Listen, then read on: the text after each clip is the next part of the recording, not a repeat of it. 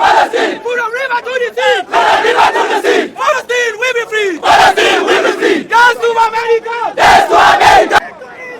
Yes to Israel! Yes to America! Yes to America! Yes to America! Yes to Israel! Free, free Palestine! Free, free Palestine! Ṣé ẹ tún ti rí àwọn oníjàgídíjàgan, àwọn alákatakítí ẹ̀sìn yìí, àwọn onímọ̀ líle tí wọ́n ń pariwo wípé ikú fún Amẹ́ríkà, ikú fún Ísírẹ́lì, Àbújá ni wọ́n ti ń ṣe léyìí o. A sì gbọ́ pé wọ́n láwọn kan náà kóra wọn jọ sékòó kẹ́mọ́ rí wípé wọ́n fẹ́ kó bá Nàìjíríà. Ààrẹ rèé o, lẹ́yìn ẹ̀rí wọ́n tún ń kírun lẹ́yìn ìgbà tán kírun tán náà tún bẹ̀rẹ̀ sí pariwo wípé ikú fèèyàn kan, ikú fèèyàn kan. Ẹ wá nìkan máa wò wọ́n ràn, ẹnìkan máa wò wọ́n ràn. Free Palestine ṣe gba Palestine lọ wábí kí ni gbogbo ilé ìwọ Ọlọ́run. Àwọn èèyàn wọn kú Nàìjíríà, wọ́n pa àwọn èèyàn rẹpẹtẹ, wọ́n jí àwọn kan gbé, wọ́n jáde sọ ṣe ìwọ́de, wọ́n jáde sọ pé kí ìjọba kan gba àwọn èèyàn wọn lẹ̀ tó tún jẹ́ mùsùlùmí ní o, bó tiẹ̀ jẹ́ wípé wọ́n yìí ṣe kinní kan náà, àwọn Shiite lélẹ̀ tán láwọn máa ṣe ìwọ́de òun náà lẹ́rìí tán ṣe ṣe ẹ alábòsí. Ibo láti kóra wọ, ibo láti rìn kó àwọn ẹranko iná. Tó bá yá àfà Ismaila ó àmọ́ ní kìnìkan káfí Islam lọ́rùn lẹ́ o, ìdílé aláyọ̀ o, bá a bá ti mú ọ̀rọ̀ ẹ̀sìn mọ́ àfẹ́ bàjẹ́ nìyẹn lè kò sẹ́ni tó lè bá sí Ọlọ́run jẹ́ ń bí o. Ṣé ká wá rírú ròyìn ká fojú wo wọ́n mú ọ̀rọ̀ ẹ̀sìn mọ́ sọ̀rọ̀ ẹ̀sìn tá à ń sọ ti Kìrìsìtẹ́nì tá à ń sọ àwọn oníṣẹ̀ṣe. Alábòsí ayé àtọ̀run ni gbogbo ẹni bá rò bẹ́ẹ̀, ẹni tí ò bá tẹ́ lọ́rùn kó tẹ rẹ́ẹ̀dì ojú bá náà lọ, kó tẹ rẹ́ẹ̀dì kúrò ń bí. wọ́n ti kọ́ lẹ́yìn àwa gan ò fẹ́ èrò, èèyàn gidi la níìdì àfẹ́rò akẹ́ran mérò la fi dé ìkórìtà tá a wà. Imagine wọ́n ń pe ikú sórí àwọn ìṣẹ̀dá èèyàn kan, ẹ̀yin ò sì fẹ́ kú, ẹ̀ ń bínú wípé àwọn yẹn wá dojúkọ yín. Ẹ wo à ń gbé bàbá Fẹ́mi Fálànà náà bọ̀ o, wọn yàtọ̀ síra wọn. Tẹ́ ẹ bá gbọ́n tí bàbá Fẹ́mi Fálànà náà sọ sí Trump, oríṣiríṣi nǹkan wọ́n sọ ìpínlẹ̀ṣẹ̀ ibi tọ́rọ̀ ti wọ́ wá o. Amúkun ẹrù rẹ wọ́n lókè lẹ̀ ń wò ẹ̀ wòsàlẹ̀. Trump ó kàn déédé dìde sí Iran àbí ó kàn déédé dìde sí Iran. Ọmọdé àgbà táàmù lọ́dọ̀ wọn jàre, ara wọn náà rèé kan wọn rèé já sún síwájú. Arákùnrin tẹ̀ ń wò yìí ẹ rí i pé apá àlàáfíà rẹ̀ ó kó táyà tuntun sẹ́gbẹ̀ẹ́. ISWAP àti Boko Haram ní í ṣiṣẹ́ fún, ó fẹnu ara rẹ̀ jẹ́wọ́. ẹjẹ́ àkọ́kọ́ gbọ́ díẹ̀ lẹ́nu ẹ̀ làwúsá, wọ́n ṣe interrogation fún ká tó wá sọ translation, ká sọ díẹ̀ ń bẹ nínú tá a gbọ́ nínú translation. Ara ń tà ń pariwo lé lórí rì tán ní amẹ́nu kú ń bẹ o, ọ̀rọ̀ ẹ̀sìn náà ní Boko Haram tán mú gbogbo òròyìn tòní kò àmú ti Kìrìsìtẹ́nì náà bọ̀. Abu Umar to gashi yanzu Allah ya kama ka ka je ka ɗebo ka sayo tayu, a ina ka sayo kayan nan kuma a ina za ka kai? A Bajoga cikin gari? Cikin garin Bajoga? To dama kana zuwa ne ta ina kake bi har ka je Bajoga? Ta kukuwa ne nake bi. Ta kukuwa? To in ka bi kukuwa sai ka bi ina? Sai Gumsa. Jeji kake bi ne ko hanya?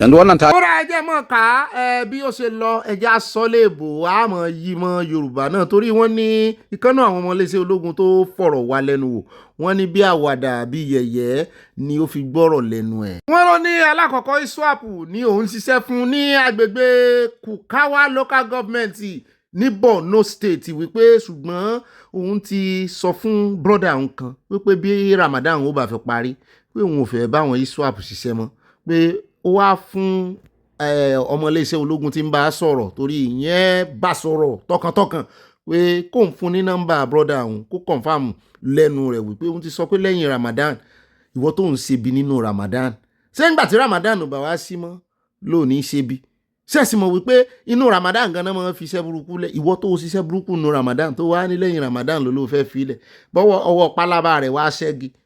Bẹ́ẹ̀ náà ni wọ́n bí wípé nínú àwọn oríṣiríṣi àtáàkì tí ó mọ̀ tí àwọn ISWAP ti gbé lòdì sí àwọn ọmọ iléeṣẹ́ ológun mélòó ló lè sọ ń bẹ̀ ó lóun eléyìí tó ṣẹlẹ̀ ní ó ní bó ti ẹ̀jẹ̀ wípé kúkà lóun ti wá pé òun businessman ni òun ní Timbuktu ìyẹn ibẹ̀ gangan ni headquarters àwọn arábẹ́ owó tán gbà lọ́wọ́ rẹ̀ gbogbo àwọn nǹkan tán ní kó lọ rà wá gbogbo àwọn táyà tuntun oríṣiríṣi logistics amenities wọ́n ló confam wípé àwọn ọmọ iléeṣẹ́ ológun dáná yá wọn ní wìláyà láìpẹ́ yìí wọ́n ní alágàmọ́ forest wọ́n ní àwọn ológun náà sì confam ẹ̀ pé lóòótọ́ nítorí wọ́n kọ́kọ́ fẹ́ mọ location rẹ̀ wọ́n ní ó lóun travel láti Gombe State láti lọ ra àwọn kìíní deliberately fún àwọn ISWAP wípé ibẹ̀ gangan lòun ti máa ń supply wọn òun máa ń lọ from different places pé òun máa ń kúrò nílẹ̀ Haúsá gan òun máa ń lọ Kano òun máa ń kúrò ní Borno jàre òun máa ń lọ Kano òun máa ń lọ Kaduna òun máa ń lọ sí Èkó ó ní ìdí tóun ìṣe dúró ní Maiduguri tó jẹ́ olúùlú Borno ni wípé wọ́n tètè máa ń fojú síyàn lára wípé wọ́n mọ̀ òun dáadáa gbogbo àwọn kìíní tó mọ́ kó lọ ìṣóhun ó ti ya sáré tà tán ń bò jẹ́ wípé ọ̀pọ̀lọpọ̀ ẹ̀rín rẹ̀rìn díẹ̀díẹ̀ ń bò jẹ́ pé ọ̀pọ̀lọpọ̀ àwọn tí òun ta fighter ní ara wọn ni o mo ti confirm ẹ̀ báyìí ara àwọn tán máa ń jà gangan ni ó ní ṣùgbọ́n wọ́n máa ń fáwọn láàyè láti darapọ̀ mọ́ aráàlú àwọn ń múra bí aráàlú àwọn ní ṣọ́ọ̀bù táwọn ti ń tajà ṣùgbọ́n kò sẹ́ni tó mọ̀ pé ara àwọn Boko Haram làwọn nítorí àwọn tó máa ń gba information pẹ̀lú bọ́n ṣe wà ní àárín ìlú wọ́n lágbára o. ó wá sọ ó ní ṣùgbọ́n wọ́n máa ń fáwọn ní clearance wọ́n máa ń fún wọn clearance pé ìgbà táwọn bá ti gba owó dáadáa tán ti ṣe operation tówó ti wà ńlẹ̀ wípé wọ́n ti pín àwọn ní títà wọn ń bẹ̀ wọ́n máa ń fáwọn clearance tí tó bá ti ṣe operation mi ńlẹ̀ tán bá ti plan operation mi ìbọn ṣe fẹ́ yalu iléeṣẹ́ ológun tàbí yalu agbègbè kan pé láàrin oṣù kan àwọn lè lọ gbòòrò táwọn ó ṣe business nítorí ẹ̀ tí Gumi bá sọ pé wọ́n mọ àwọn ará bíi dáadáa wọ́n mọ location wọ́n mọ phone number wọ́n imagine wọ́n free bí ẹ ṣe arọ ẹ pààyàn tán ẹ wà á bọ́ aṣọ burúkú yẹn lẹ̀ ẹ tún wá darapọ̀ mọ́ aráàlú so ẹ lè wá ara táyà tó yìnbó ń ṣe ẹ ń ra páàtì ọ̀kadà ẹ wá ń repo tẹ́ ń dà sínú ẹ̀ kò wá sí intelligence tó lè mú àwọn ará bíi bàbá Fálànà wà ń lanu wọ́n ń bú Amẹ́ríkà lórí ọ̀rọ̀ Nàìjíríà Dr. Yusuf náà ń lanu ó ń bú Amẹ́ríkà lórí ọ̀rọ̀ Nàìjíríà bó ṣe wọ́n wàhálà náà ṣe gbé fún un níròyìn lónìí o ohun tó bá dé nìyẹn adán ló ń dáadáa.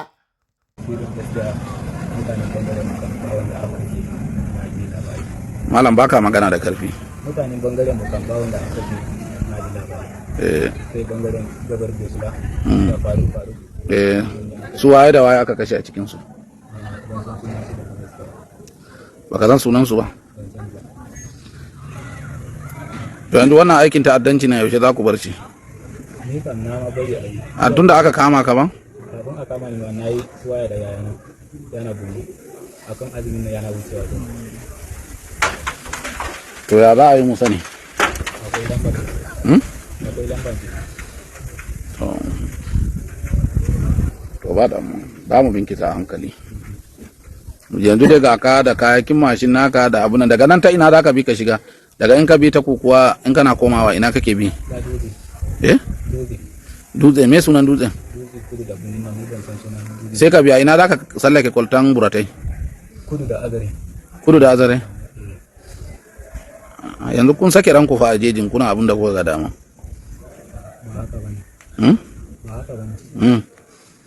Àyà ni ọmọ ṣẹlẹṣẹ ológun yóò bá ti pa bọ́n ṣe pátá náà mo nígbà míì náà ó yẹ kán gbọ́rọ̀ lẹ́nu wọn láti fi mọ irú eléyìí ní ìsìn bọ́n ṣe fi lára balẹ̀ yóò mọ̀ pray wípé bóyá wọ́n fòun lẹ̀ tó ń bá tú àṣírí torí bí ṣùgbọ́n kò yẹ kán ṣe fídíò ẹ̀ síta báyìí torí táwọn wèrè yẹn bá lọ rí àwọn gan ó fẹ́ pa tó bá jẹ́ pé àwọn ló kọ́kọ́ dọ́dọ̀ wọn wọ́n fẹ́ pa kí la lè ṣe lórí ọ̀rọ̀ yìí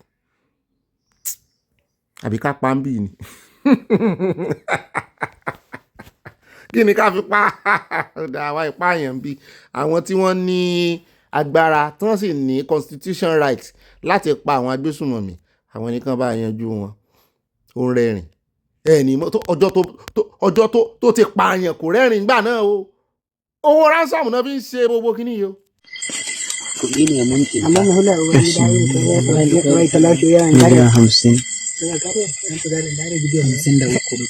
Wadda gani tila.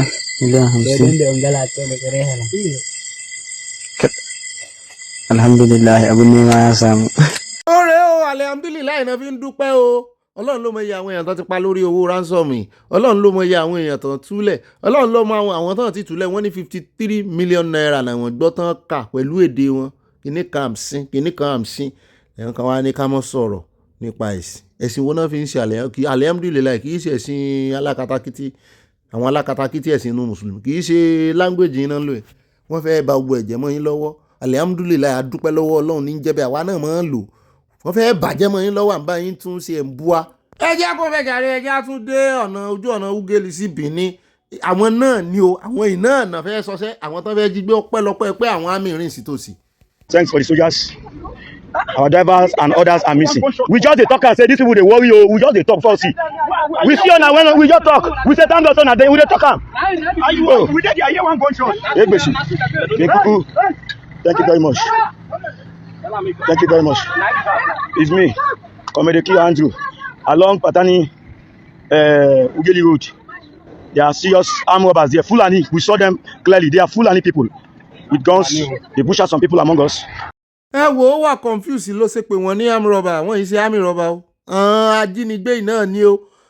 Àwọn sì wọ́n náà jẹ́ àwọn kan gbé lọ. Ọpẹ́lọpẹ́ wípé àwọn àmì rìn sásìkò. Ká ní bẹ́ẹ̀ kọ́, inú ìkẹ́kùn pẹ́yẹpẹ́yẹ wọn náà bá wà báyìí. Inú ẹ̀ ni ò bá wà báyìí. Ẹ jẹ́ àkó ń bẹ́ẹ̀ já dọ́dọ̀ Asari dòkú. Asari ti jáde o, ó ní jihadist lòun o. Ó ní ẹ̀sìn ń pè bẹ́ẹ̀ bá pè ó ní jihadist. Well, like I said, you call me a jihadist. I am. My name is Mujahid. He who carries out jihad. That's what it means in Arabic. That's the name I adopted. Listen to me very well. I'm an Islamist. Yes, I am. I'm a Muslim. Yes, I am. No apology. No fear. We are losing our men every day. Kidnappers, soldier, bandits, soldier, Boko Haram, soldier. Ah, God. Now you be our only savior. The oath will take. Moku no for regret. For goodness sake, what is showing? I don't know if Catholic knows that this is what their security is, but this is enough is enough. This has been going on for like a week and 2 weeks now. We don't like it. We don't like it. See this lady, see the gown she's wearing. Look at her clothes, look at her gown. That the hand is short. That this hand is short. Look at the hand of her clothes. That it is short. That it is short. It is short. That it is short. That they cannot enter because the hand of their shirt. You show me where people wear long sleeves. Me cannot enter. Say because it is short. I beg. But we not make us protest for this school. Ẹgbẹ́ ṣe ń kàyéfì bẹ́ẹ̀ bá ń gbariwo wọn ẹ jẹ́ n ṣàlàyé ẹ̀ fún yín. Kaduna Polytechnic ní àwọn arábìnrin àti gbogbo àwọn èèyàn ìwà ẹ̀rí pé kò sọkùnrin láàrin wọn, àwọn obìnrin náà ni o. Ẹ wo arábìnrin tẹ́ ń wo ètò wọ Gánù. Ṣé Gánù yìí ò délẹ̀ tó? Ṣé kò délẹ̀ tó? Sàríà ti bẹ̀rẹ̀ nìyẹn o. Tó bá yá wọn ni Sàríà ò sí fún àwọn, kò sí fáwọn Kìrìsìtẹ́nì, kò sí fáwọn Kìrìsìtẹ́nì. Kaduna Poly ṣé skul mùsùlùmí ni? Ṣé skul àwọn oníjàgídíjàgan yìí ni? Ẹ wá ń sọ fún àwọn tí wọ́n ti bàlágà káti ẹ̀ lọ́mọ primary school ẹ̀yìn aṣọ fún ní ìsìn àgbọ̀. Ẹ wá ń sọ fún àwọn tó ti bàlágà wípé apá aṣọ wọn ṣé apá ìhòhò a máa wà lára apá ni. Ebi kò mọ̀ sí ọyàn lẹ́ẹ̀kan mọ̀ sí ìdílé ni. Àbí apá ṣe wá tún wà lára tí tó ti di ìhòhò. Tó báyà wọn ẹnìkan máa bojú gan bí eégún o. Pé ẹyin jú wọn àbẹ́ẹ̀rẹ̀ lè ta mú wá fún yín lánàá. Tó ní brọ́dà àwọn ò lè rí ojú òun. Àwọn tán jọ bí ọ nínú ilé, àwọn tán wẹ̀ ọ́, wọ́n lè rójú rẹ̀, àwọn tán jọ wẹ̀yìn pọ̀. Wọ́n lè rí ojú rẹ̀ mọ́ nítorí pé wọ́n há ọ. Oh my God. Mi ò mọ̀ tí mo lè sọ lórí ọ̀rọ̀ yìí. Ẹ mọ̀ wò ní wúra wá ràn lẹ̀ Yorùbá o. No Sharia in Yorùbá land. Torí kì í ṣe Kaduna Poly nìkan ni ọ̀rọ̀ yìí. Wọ́n ní káàkiri àwọn skúùlù Haúsá báyìí náà ti mandate sí aṣọ táwọn arábìnrin wọ̀ sán rìn òhù báyìí ni. Ṣé wọ́n rìn òhù báyìí àbí wọ́n mọ̀ọ́mọ̀ wọ́n fẹ́ wájà. Ọ̀pọ̀lọpọ̀ wọn tún sórí ẹ̀rọ ayélujára ni. Wọ́n ní káwọn náà kan tẹ̀lé rule and regulation. Wọ́n ní kí ni rule and regulation? Kí ni rule and regulation tẹ́ máa sọ fún àwọn ọmọ higher institution tó ti bàlágà? Nígbà tí ì ṣe pé wọ́n rìn òhù. Ṣé òhù lélẹ̀ ṣé eléyìí kì í ṣe aṣọ tó? Èèyàn lè wọ ṣọ́ọ̀ṣì pẹ̀lú eléyìí gan kí pásítọ̀ lè padà. Kì í ṣe aṣọ gangan náà fẹ́ wò. Ìmúra ẹni tí ì bá ṣe ara wọn náà fẹ́ ṣe ní sùtà. Ìkà ni wọ́n ìkà.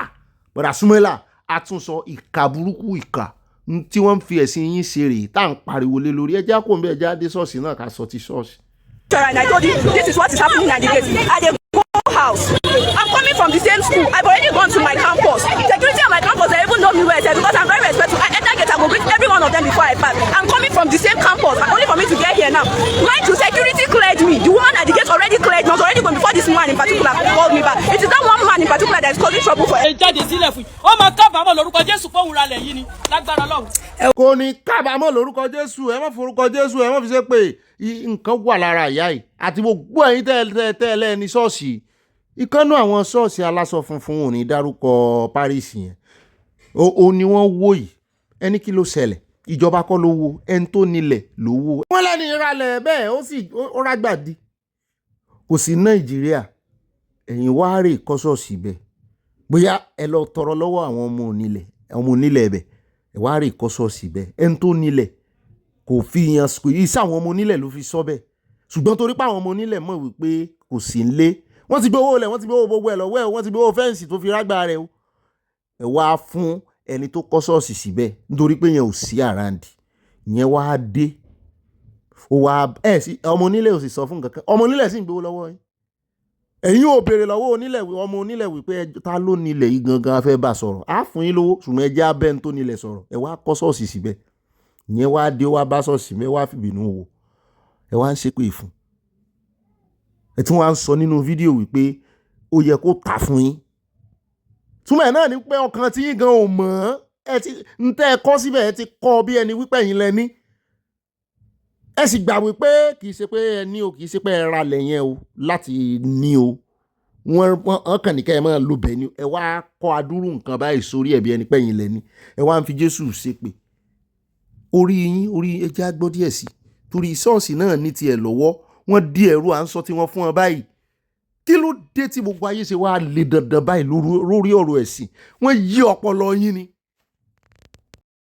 bó ṣe the money chain not from government o but àwọn ọmọ onílùú sí àwọn estate ni o ẹ wò bó ṣe the money ṣe bọ́dẹ̀ ṣe máa the money ṣe ayé wọn ni gbogbo ẹni tó rà owó tó ní tó lè fi yan Ọlọ́run lógo tó jẹ́ pé o tún fi ń balẹ̀ Ọlọ́run jẹ́ ni bó ṣe wà yẹn o ò ní fi ṣe nǹkan gidi mi ìfẹ́ mọ bó ṣe lówó ọ̀hún tó gbogbo bí tó wọ mọ́tò ní báyìí ló máa fẹsẹ̀ gidi mi ìmọ̀ ẹ̀ ṣùgbọ́n mo mọ̀ pé Ọlọ́run mọ̀ ẹ̀ owó tó dẹ̀ ṣe lé Ọlọ́run báyìí tó ò jẹ́ káwọn èèyàn jọ́sìn níbẹ̀ tí ò tẹ́ni jẹ́ ẹ̀sìn àánú tó yẹ káwọn èèyàn máa ṣẹ̀sìn lọ́wọ́ tí ò jẹ́ káwọn èèyàn ṣẹ̀sìn wọ́gọ́ wàá ṣe ẹ̀sìn o owó tó ní tó fi lè yan Ọlọ́run lógo ṣùgbọ́n tó fi ń balẹ̀ Ọlọ́run jẹ́ wàá fi ṣẹ̀sìn o wàá fi ṣẹ̀sìn lórúkọ Jésù wàá fi ṣe ẹ̀sìn gbogbo orí àtàwọn ọmọdé àtàgbà tó ń jọ́sìn nínú ìjọ yìí tó wá mú wọn tó sọ wọ́n sí wòwò tó tún mú bàbá arúgbó tó ní ṣọ́ọ̀ṣì náà tó tún sọ. aláòbí ni gbogbo yín ẹ̀sìn ti yí yín lórí ó ti yí yín ní ọpọlọ ó ti twist ẹ̀ pátápátá ẹ̀ gbádùn rárá à ń sọ tàn mùsùlùmí fún wa ní sọ tí yín náà fún yín èèyàn nílẹ̀ ẹ̀yin kọ́ lẹ nílẹ̀ ẹ̀yin ò sí lọ ralẹ̀ tẹ́ kọ́ ṣọ́ọ̀ṣì sí bó bá dẹ̀ máa fún yín ká ló fún yín pé ẹ̀sìn máa lò ná agbọ́ yẹn ó fún yín ká ẹ̀sìn máa lò ná. ó dáa àwọn ẹjẹ́ àtẹ̀wájú tó náà bá níbi tí ń ṣe é sí tó ní ṣọ́ọ̀ṣì míì tó ń ṣe fọ́lọ́run sí èpè yín ò lè mú èpè láì má gbọ̀nrín ètò wa ń fi ẹnu ṣọ́ọ̀ṣì náà ṣé bíbélì tí ó kọ yín náà nu pé kẹ́ ẹ máa fi ẹnu ṣọ́ọ̀ṣì kẹ́ ẹ máa fi ṣépè fún yín. ẹ jẹ́ á lọ sọ́dọ̀ àwọn eléyìí náà àwọn onímírèkù sọnù wọn àmọ̀jú mírèkù sọnù ló ń ti wọn àwọn àdọ́gbọ́n jalè. ṣé bí gẹ́gẹ́ bí ọmọ Ọlọ́run bọ́ bá rí ní tí ì ṣe tiẹ̀ tó bá rí i ṣé bí tó sì mẹ́ńtó ni ó mú fún ni ó wá lọ gba ṣọ́ọ̀bù síbì kan ó wá ní wọ́n fún stíkà kan ní choosing ó wá lọ lẹ̀mọ́ àlẹ̀mọ́ ó lọ lẹ̀mọ́ ṣọ́ọ̀bù pé ẹni tó ní ṣọ́ọ̀bù ọ̀wà rántí gbowó lọ́wọ́ rẹ̀ ṣé tó bá jẹ́ pé babaláwo ló wá níwọ́ ní ẹ̀mí èèyàn kan ló jẹ̀wọ́ lówó tó rè sóògùn wípé kó o mọ̀ rántí gba owó lọ́wọ́ mọ́ ò ní sọ wípé ó ṣe ń sùtà. I have a shop where I sell tailoring materials. So in front of that shop, the roof of that shop, I was supposed to print there. So I came for a program 7 years or 6 years ago, 8 years, I can't even remember again. And I bought this bold sticker. It is time to take over. That bold one that's selling 1,000 now. I posted it 1, 2, 3. My shop rent supposed to be 250,000. Since that year till today, I've never paid a dime. ṣé ẹ̀yin náà ń gbọ́ mírèkù sanu mírèkù olè 250,000 naira times 8 years 8 years ni ó fi sanwó 8 years ó wá síwájú ṣọ́ọ̀ṣì ní olè stika Ọlọ́run ó mú gbogbo yín.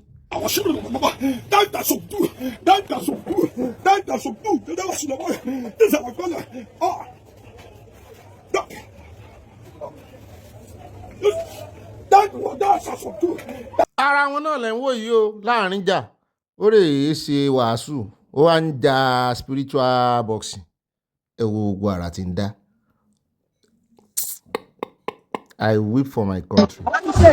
Ọlọ́mọ bá ṣe síwájú jẹ́ ibi tó ní ọmọ adébẹ̀ máa ti bẹ́ẹ̀ lọ ẹni tó bá ní kò ní débẹ̀ aṣíyan láyé lọ gbọdọ̀ lọ́rùn. ẹ ṣàdá fún kẹ́ńdú náà. kẹ́ńdú ọ̀gá mi ni apẹ́pẹ́pẹ́ èmi ti rí ọmọ mi tí ìlú kẹ́ńdú yìí ó ṣe lọ́gbọ́n ọmọdé ó ṣe fàgbà ẹni tó bá ní kò ṣe tó lọ fẹ́ yọ ọlọ́ọ̀bá mi lọ́wọ́ tiẹ̀ náà tó kẹ́ńdú ni. Abẹ́ rí pé ìṣòro sọ̀tọ̀ọ̀tọ̀ ìlú gángan lọ̀rọ̀ yìí wọ́n ní iwájú ló kọ sáwọn kan ẹ̀yìn ló kọ sáwọn kan o ló dífá fún ilẹ̀ haúsá níbì kan tí àmọ̀ bóyá àna ọmọ Yar'Adua ni Asiri pé orúkọ Yar'Adua ní jẹ́ ló bá lé alẹ́ mọ́ bára bí ara choosing ló bá lẹ̀ mọ́ ara ráìsì láwọn yẹn bá ní àwọn ò ní takádàrá àwọn ò ní tàyàn mọ́ àwọn we will not sell our birthright because of pot of porridge àwọn ò ní torí ráìsì tààyàn mọ́ àwọn ẹ pàdé àwọn lọ́jọ́ ọjọ́ dìbò àwọn ó jọ fẹsẹ̀ wọn ṣe àwọn ò ní torí ráìsì káwọn ta birthright àwọn òun làwọn kan ti ń ta tiwọn ní ilẹ̀ Yorùbá torí ẹ̀ mo sọ pé ìṣòro ṣe ọ̀tọ̀ọ̀tọ̀. Ka ya kai wa Sumaila dan na san Suma bata ishe su ba saboda haka muna godiya kawo Allah ya saka da alkhairi a ja kai mutanen Sumaila jama'a assalamu alaikum.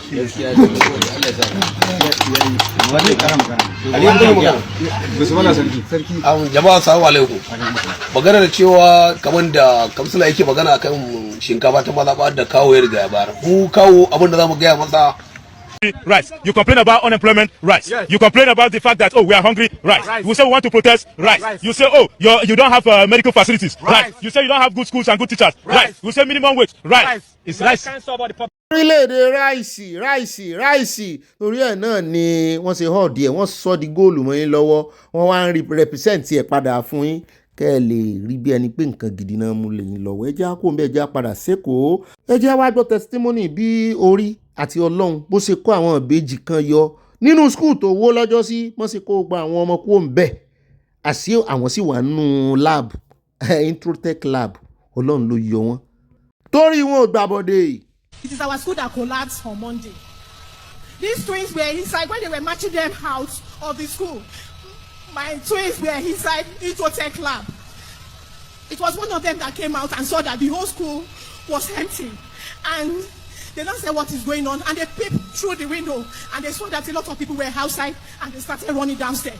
They said it is not even up to me because I was not there. That it was not even up to me when the school collapsed. I'm here this morning to say, Lord, I return all the glory back to you. Ọlọ́run tí ó jẹ́ kí ìbejì pàtó nínú ayé mi. Ọlọ́run tí ó jẹ́ kó sọ wípé ṣèbọn lọ clam. Daddy, I thank you. Lord, I return all the glory back to you this morning.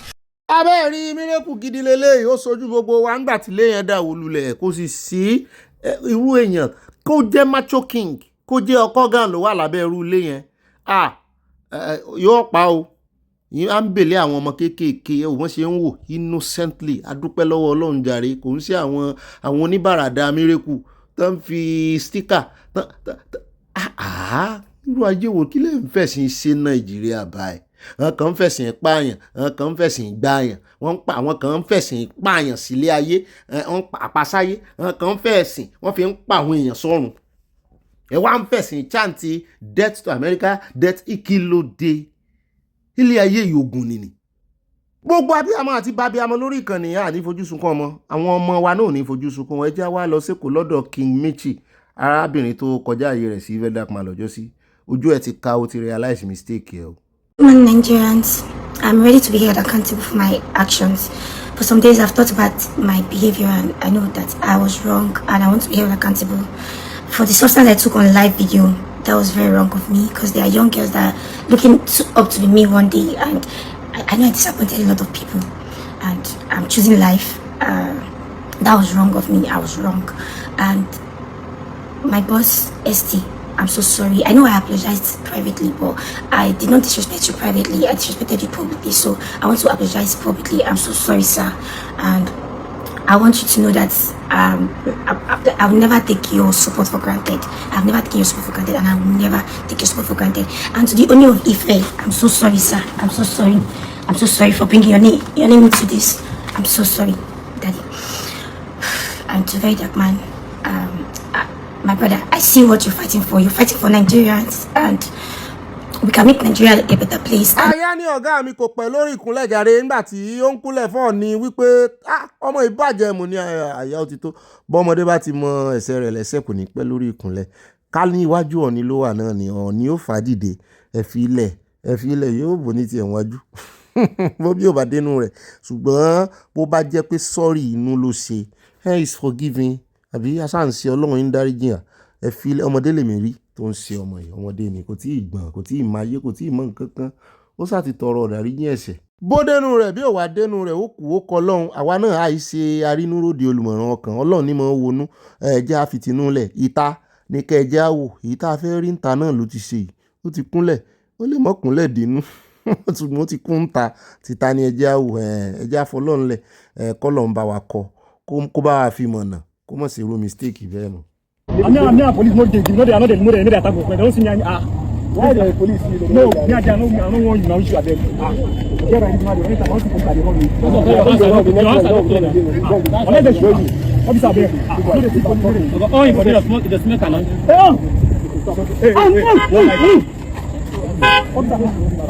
Harassment àwọn ọlọ́pàá àwọn ló tún lékè ń kà sí ní ilẹ̀ Yorùbá arákùnrin tẹ́ rí tán mú yìí wọ́n ló rọ́ ọlọ́pàá ló sá náà bá gbà tí wọ́n gbáyà wípé kí ló ń lé ọ wípé sí ẹ̀sẹ̀ rẹ nílé ọjà káwọn sáàkì rẹ kànáà wà lápò rẹ kìnnì kan wà lápò ẹ sọ kó gbó sápò ni wọ́n bá nǹkan kan lápò rẹ wọ́n gba fóònù rẹ̀ wọ́n ní èèyàn kan tún pè sí time tí fóònù rẹ̀ wà lọ́wọ́ wọn wọ́n tún gbé fóònù ẹ̀ ó kí fún wọn pé bó lẹ́sìn mọ́ gbé fóònù ẹ̀wò ìgbájú ìgbámú ẹ̀wò bí wọ́n ṣe ń fún ní ìgbájú ìgbámú kí ló dé ṣé ń tí lọ́ọ̀ ní kan máa ṣe rè ẹ gbọ́ kí ni ìyàtọ̀ àwọn eléyìí àtàwọn olè bọ́ ṣe máa ń ṣe èèyàn kí ni ìyàtọ̀ àwọn eléyìí àtàwọn bandit bọ́ ṣe máa ń ná yàn ebọn bandit ṣe ná ọmọ àgùnbánirọ̀ yẹn rè kí ni ìyàtọ̀ ká ẹ̀sẹ̀ mọ́ lọ́wọ́ ọlọ́run wá mílẹ̀ yìí ara wọn náà rè tó dá mọ́tò dúró ẹni tó jẹ́ kò mọ̀ bóyá ọ̀gá ọlọ́pàá ni ẹni tó ń dá mọ́tò rẹ̀ dúró ó ti tọwọ́ bọnú mọ́tò fẹ́ sí i nìyẹn ò bá wine up mọ́ lọ́wọ́. nfa àtinú mi dùn bí ìgbà tán gẹ̀ sínú mi ní tó yẹ kọ́ mọ́ sí fún wọn rèé kò tí ì mọ̀ bóyá ọ̀gá ológun lẹni tó ń wa mọ́tò ẹjẹ́ wá dé Kánò níbi tá a ti gbọ́ tán sọ wípé wọ́n bẹ̀rẹ̀ sí í dá sẹ̀ríà mo ṣe mọ̀ túmọ̀ tán bá ná dá sẹ̀ríà fún yàn àṣẹnú sàríà náà ti mú jáde onímàrúwá torí pé gbọ́kùnrin àtobìnrin inú àwẹ̀ ẹ wò bọ́n ṣe ń jù lóko.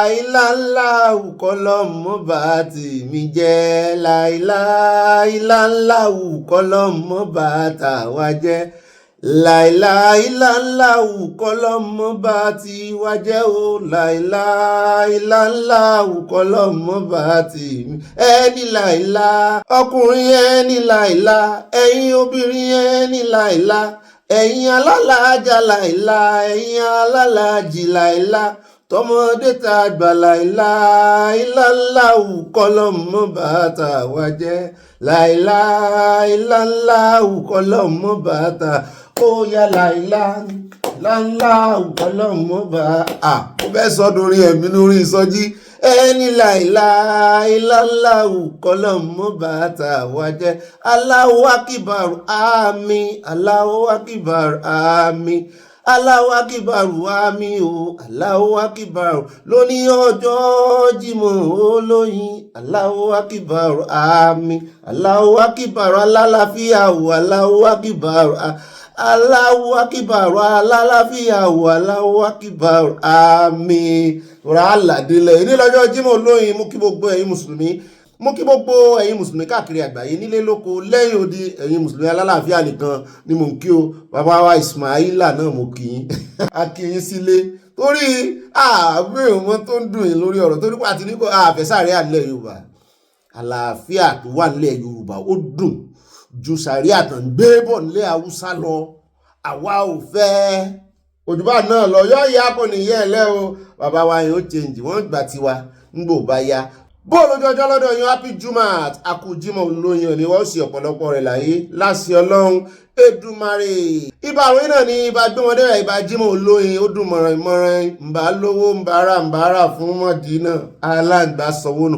Èmi náà ló ń pè ní ibà lọ tààràtàrà tọ̀rọ̀ bá ti dọ̀rọ̀ òtítọ́ àtòdodo sàn báyìí láàrin ajénimu ni pẹ̀kọ̀rọ̀. Ṣùgbọ́n bọ́ bá ti kófìrí pé èèyàn kan ò rìn sàn án pẹ̀lú rẹ̀ ìwọ náà mọ̀ sí mistake rìn sàn pẹ̀lú rẹ̀ èmi ni mò ń jẹ́ ibà rìn gínìgínì tí kúmi àti kúyò rìn gínìgínì ibà pàpà parada àyà parada òdò ọ̀gá rẹ̀ parada òdà ìyanu abala comment section abẹ́lẹ̀ yẹn olólùfẹ́ wa èmi náà ni mò ń jẹ́ ibà ọ̀pákọ̀ọ̀kọ̀ àwọn òkìkí ọkọ̀ àwọn 16 kò sàrúgbó ń bí lórí ìkànnì ibà ìdílé aláyọ̀ yìí náà rèé o ibà sanjó abẹ́ǹkó èmi náà ni ibà àlẹ̀jẹ́lì ibà rìpọ̀tẹ́lì gbogbo tẹ́ ẹ bá gbọ́ lórí ìkànnì kí ni o àlẹ̀jẹ́lì rìpọ̀tẹ́lì ní àwọn òtàbùkù èèyàn kankan ó dùn wọn mi lánàá bọ́ sí pa àwọn ará bíi kò ní ìdí kan mọ́ mú wọn kan mọ́ káwọ́ wọn sẹ́yìn mọ́ àwọn ológun Nàìjíríà tí wọ́n ní àṣẹ constitutional right láti pa ẹni tó bá fẹ́ pa àwọn ọmọ Nàìjíríà wọ́n sì dájọ́ ọwọ́ fún un kò tí ẹ̀jẹ̀ ó rojọ́ jù ẹ wò smoothly ni ó kàn gbé báyìí gbẹ̀gàn àfi ó kàn gbé báyìí ló kàn rọra ó fi ta lọ rẹ̀ bá a ṣe fẹ́ kẹ́ mọ̀ sí wọ́n nìyẹn mọ́ náà ṣe ń ṣe àwọn ológun nìyẹn bọ́ ṣe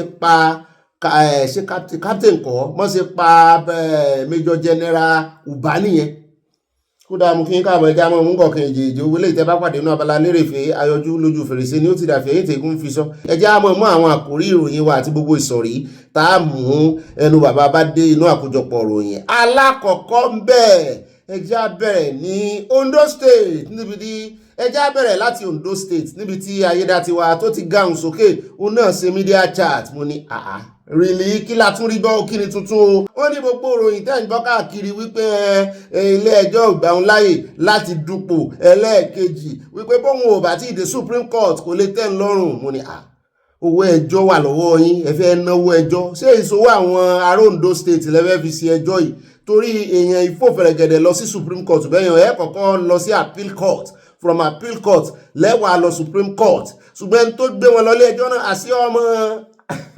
APC ló náà tó gbé wọn lọ ilé ẹjọ́ lọ́rọ̀ bá di wọ́rọ̀ nkọ̀tọ̀ ó ní distraction ni ó ní ẹmọ́ dán lóhùn o bóyá distraction wà kọ́ á sọ tí ilé ẹjọ́ sọ ká tó wá gbọ́rọ̀ lẹ́nu Ayédatiwọn àbáyédàtì ẹ̀ ni dátì ẹ̀ mọ̀ bẹ́ẹ̀ náà ni a wà á yà ní Ọ̀ṣun state torí mò ń gbọ́ táwọn kan sọ fún mi ní last week pé Omiṣore ò pẹjọ́ wípé ẹ wò ó bí Ààrẹ Olódòdó ṣe sọ fún wípé kó mọ̀ wulẹ̀ pé ẹjọ́ kankan nítorí pé wọ́n mú wọn jẹ́ ó ṣe primaries APC lọ́sùn náà fẹ́ ṣe gómìnà òun náà pé ẹjọ́ torí agbọ́ púpọ̀ sẹ́ withdraw ẹjọ́ ni kí ló fà tó fi withdraw ẹjọ́ àjàmọ́ ti Ayédatiwọn ẹjọ́ ni ó ní í ṣe pẹ̀lẹ́ ẹjọ́ méjèèjì àwọn òní rógun ẹjọ́ láṣẹ Ọlọ́run Èdùmàrè bàbá tí wàá kó ń bẹ́tàn áyà ń lé ìgbìmọ̀ aṣòfin o níbi tí ọ̀rọ̀ defection ti fẹ́ di àríyànjiyàn àwọn bíi 9 kan la gbọ́ pé wọ́n defect àwọn kan náà tún defect náà ní ilé ìgbìmọ̀ aṣòfin àgbà àti ilé ìgbìmọ̀ aṣòfin kékeré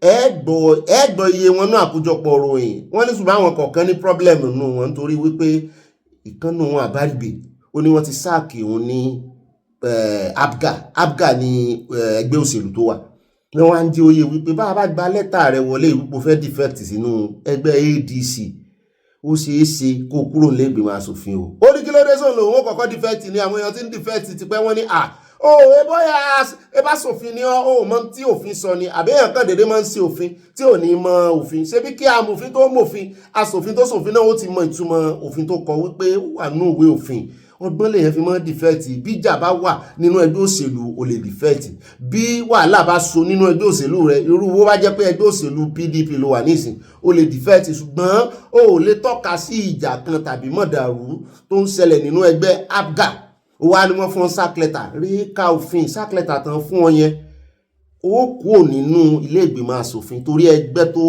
gbé ọdẹ ilé ìgbìmọ̀ asòfin nìyẹn wọ́n ti wá sack yẹn bẹ̀ ó kúrò ilé ìgbìmọ̀ asòfin náà nìyẹn gbogbo ayé bá ń wò náà bá bẹ̀rẹ̀ sí bú APC pé irọ́ ni àwọn èèyàn tó bá jẹ́nu ẹgbẹ́ APC ló defect sí nísìn ni wọ́n ní sọ bẹ́ẹ̀ wọ́n gbà tọwọ́ tẹsẹ̀ nítorí major opposition ni nígbà tá a wá kàlé ní èjẹta ẹ̀rin àwọn ẹ̀fà ìjẹ́ ẹjọ́ ẹ̀sán àkàdórí 10 torí wọn pé 10 láti wá rí wípé ADC ti gba ipò mọ́ PDP lọ́wọ́ gẹ́gẹ́ bí minority party nílé ìgbìmọ̀ asòfin à ń bọ̀ bẹ́ẹ̀ ààyè lójú wo bẹ́ẹ̀ náà ni ó kan àǹtí ìrètí tó náà tender defection letter pọ́n fẹ́ dìfẹ́ẹ̀tì láti inú ẹgbẹ́ labour kan náà wà yẹn tẹ́lẹ̀ àbí PDP kan ní méjèèjì sá rògbòdìyàn sáwọn inú ẹgbẹ́ tí rògbòdìyàn wà náà wà àwọn náà wá fẹ́ defect sínú ẹgbẹ́ ADC, àwọn náà kọ́kọ́ fẹ́ ní problem torí kíní bọ́n ṣàwàdà díẹ̀ ẹmọ̀ pọ́rọ̀ àwọn àti kíní ti wọ̀ ní ìsìn àwọn àtàpábíò ọ̀rọ̀ wọn àti Wike ò lè wọ̀ láìláì.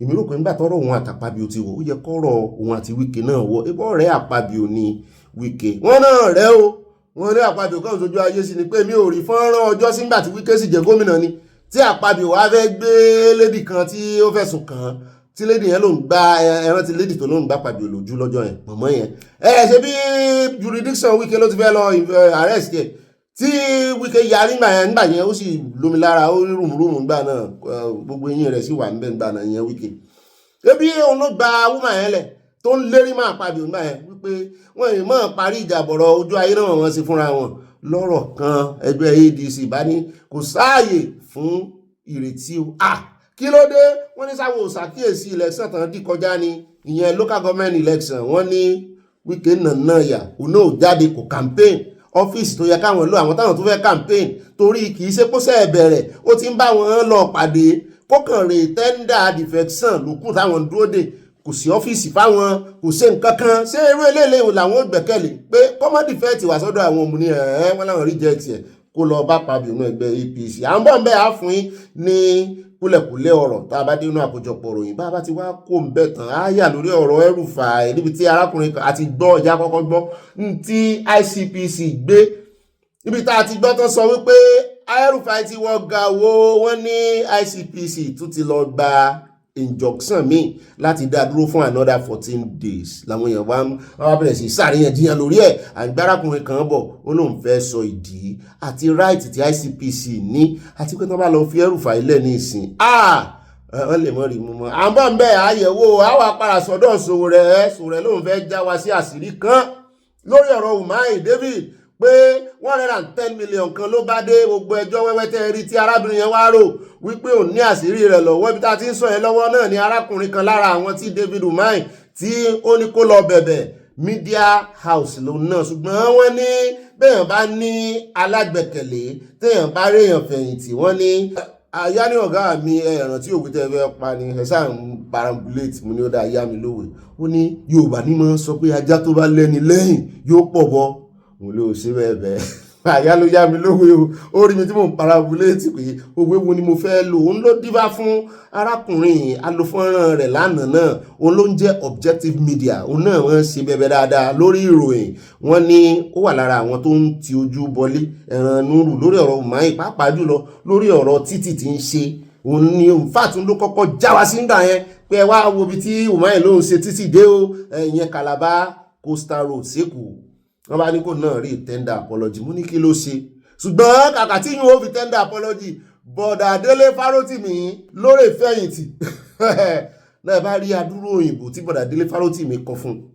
àjẹmọ́ ti ṣòwò rẹ̀ gbogbo tó ní í ṣe pẹ̀lú David umahi àmúwánú àkójọpọ̀ òròyìn àfẹ́gbà time rárá àní sátótónu púpọ̀ torí àwọn òròyìn yẹn náà wọ́n gùn díẹ̀díẹ̀ ẹ̀mú jọ bí ẹni pé àti kógojá lórí àwọn òròyìn tòní àti kógojá àní rí jù báyìí lọ ná àwọn àìrọ̀ ó kẹyọ kan ilé ìṣe kókó bàbá Fálànà wọ́n ní Fálànà gbọ́ tí ẹ tààrẹ ní làgbọ́n mo pamọ́wé ni o bàbá kọ́ ni mo ń bá wí ṣùgbọ́n wọ́n ní ó dàbí ẹni wípé bàbá Fálànà náà wọ́n fẹ́ la àgbáyé já náà fẹ́ jẹ́ kí kárí àwọn kó boomerang kó bú ramúramù kọjá Nàìjíríà nìkan náà ti mọ̀ wọ́n ẹ wọjọ́ sí tọ́rọ̀ NNPC ṣẹlẹ̀ náà dún ramúramù mọ́ ilé iṣẹ́ kan ní Italy bíi tí wọ́n gbé ọ̀rọ̀ rìfàìnẹ́rì fún tí ẹ dán tí ẹ halẹ̀ mọ́ wọn wípé ta ló ń bá wí mi ò mọ̀ rí lọ́wọ́ bá àwọn gọ́ọ̀mẹ̀ntì yìí wọ́n jọ bí ẹni pé bàbá Fẹ́mi Fálànà náà fẹ́ láhùn jákè kọjá tẹ́rítírì Nàìjíríà tẹ́ bá rí gbogbo ọ̀rọ̀ tán sọ sí Trump ní bàbá yìí ẹ̀ sì máa dẹ̀ rọra kí ló kàn yín pẹ̀lú orílẹ̀-èdè Trump wọ́n ní international law làwọn kó ti jàre Ọ̀gbẹ́ni jẹ́ káwọn náà sọ tàwọn pàápàá jùlọ sí ẹ̀rí olódòdẹ yẹn tó ń lọ káàkiri yẹn kó yẹ kó mójútó ọ̀rọ̀ yìí ó yẹ kó dá sí mo ní kó olódòdẹ dá sí ọjọ́ nígbà tó kan olódòdẹ gan tí Trump halẹ̀ lọ́jọ́ sí òun ó ju àdó olóró sí Nàìjíríà o òun kọ́ ọmọ ogun bá o òun ṣe o sí ẹgbẹ́ kankan lẹ́nu olódòdẹ kan rọra ẹ bá àwọn asọmọgbè tán ránṣẹ́ àwọn bíi buhala nǹkan kan náà kọ́kọ́ pariwo síwájú olódòdẹ rọra strategically technocrat lólódòdẹ strategically ni ó bẹ̀lẹ̀ ń gọ sí kọ́nà kan títí tó fi mọ tí ó ṣe àṣẹ̀yìnwá àṣẹ̀yìn gbogbo àwọn tó wá pariwo ńgbà náà Minister of Foreign Affairs ni o Buhala ni o gbọ́ ariwo wọn kí ló dà ibo olódòdẹ wá bá Amẹ́ríkà sí Amẹ́ríkà náà wá ní kí olódòdẹ wá rè mọ́ lẹ́fẹ́ rán olódòdẹ sí olódòdẹ ò sí nílé wọ́n ti lọ UK à ń bọ̀ bẹ́ẹ̀ torí bàbá Fálànà gan sí máìkì gan ni wọ́n pariwo tó ó dáa ní ríjì báyìí lọ ìrọ̀ ìjà abẹ́lé ìkún bàbá dénú àkójọpọ̀ ròyìn àáfẹ́ lójú ẹni tán ló kú méjì nù wọn nù ogun Ìránù àti ogun Amẹ́ríkà àti ti Israeli àwọn olórí méjì tán ló kú olórí Israel àti olórí ti Iran àti ẹ̀gbọ́n ṣùgbọ́n tó tún fẹ́ gbẹ́sẹ̀ wọnú bàtà rẹ̀ ọmọ rẹ̀ wọ́n lòun náà kú àgbóhùn rẹ̀ ó ṣe press brief lánàá media chat ó sọ̀rọ̀ fáwọn ọmọ ìlú ẹ̀ ohun ẹlòmíì lágbọ́ àròjú ẹ̀ páálí náà fi sí ojú rẹ̀ ṣùgbọ́n àfibọ́n náà ṣe gbé jáde wọ́n ní ti Israeli náà ti kú torí Israeli náà kò jáde sọ̀rọ̀ ó kàn sọ̀rọ̀ lábẹ́lẹ̀ ní láti jọ́ yìí 13 days ago ló ti sọ̀rọ̀ last ìgbà kan wọ́n ló kó agbé wá bí a few days ago òun gan kò jáde kò fojú rẹ̀ ta ṣùgbọ́n ní ìsìn ó ti wá jáde sọ̀rọ̀ owó lòun rèé ó ní ẹni kí ẹnì kejì tí ó fẹ́ gbẹ́sẹ̀ wọnú ṣú bàbá rẹ̀ náà kó náà jáde à ń bọ̀ ń bẹ́ àfún ilẹ̀kùnrẹ́rẹ́ ròyìn àti plane ní Amẹ́ríkà tó já sí Iraq sẹ́yìn mọ́ lù ní à ń bọ̀ àfún yín ní àṣà tó tónú bàbá dénú àkójọpọ̀ ròyìn àní rí jù báyìí lọ nínú gbogbo àwọn àkòrí ròyìn wa bàbá dénú àkójọpọ̀ ròyìn àfẹ́ lójú ẹjẹ́ àyà fọ́tò wa o. ẹnu Abala Sanawole Abala fi pàkà ẹ ṣe cheese ẹ ṣe wẹ̀ẹ́dẹ́ ẹ ṣe wẹ́dẹ́ ẹ sọ wípé no space inú tí mo bí àfàbà wọn ẹni no space for Sharia law in Yoruba land àlàáfíà fún ilẹ̀ Yorùbá o ẹ sọ lẹ́ẹ̀kan sí ní capital letter àlàáfíà fún ilẹ̀ Yorùbá o ẹ̀kan sí àlàáfíà tá a ti nílẹ̀ Yorùbá náà la fẹ́ mọ́ nílọ o kán mọ́ wàá fi ẹ̀sìn kán mọ́ wàá fi dà wà lágbónú àfi pàkà yọ ìyá kò ní yẹ ẹlẹ happy juma tí ó gbogbo ẹ̀yin mùsùlùmí alálàáfíà làǹkì kì í sáwọn oníran kan o yóò tó yí àwọn oníran kan. alákọ̀ọ́kọ́ náà Abala àfi pàkà ẹjẹ́ àyà ní ọ̀dọ̀ Afọláyan bọ̀dọ̀ Afọláyan mo ní kí ló dé àmọ̀dúró yín ṣé fíìmù tuntun ti jáde ni wọ́n ní eléyìí kì í sọ̀rọ̀ fíìmù wọ́n ní kí n wá gbọ́n tó ṣẹlẹ̀ o wọ́n ní fuel hike Kúnlé Afọláyan cries out over 11 million monthly fuel bill wọ́n ní wọ́n béèrè fún ìrànlọ́wọ́ o. Nollywood filmmaker entrepreneur Kúnlé Afọláyan has cried out over the creeping cost of diesel to power his businesses, saying his operation now go up as much as 11 million in fuel expenses every 4 to 5 weeks. Ìyẹn wá pọ̀ 11 million ní oṣù kan nínú Nàìjíríà ní ìsìn. Ẹ bá ń tẹ̀sí ẹja gbọ́rọ̀ lẹ́nu wọn.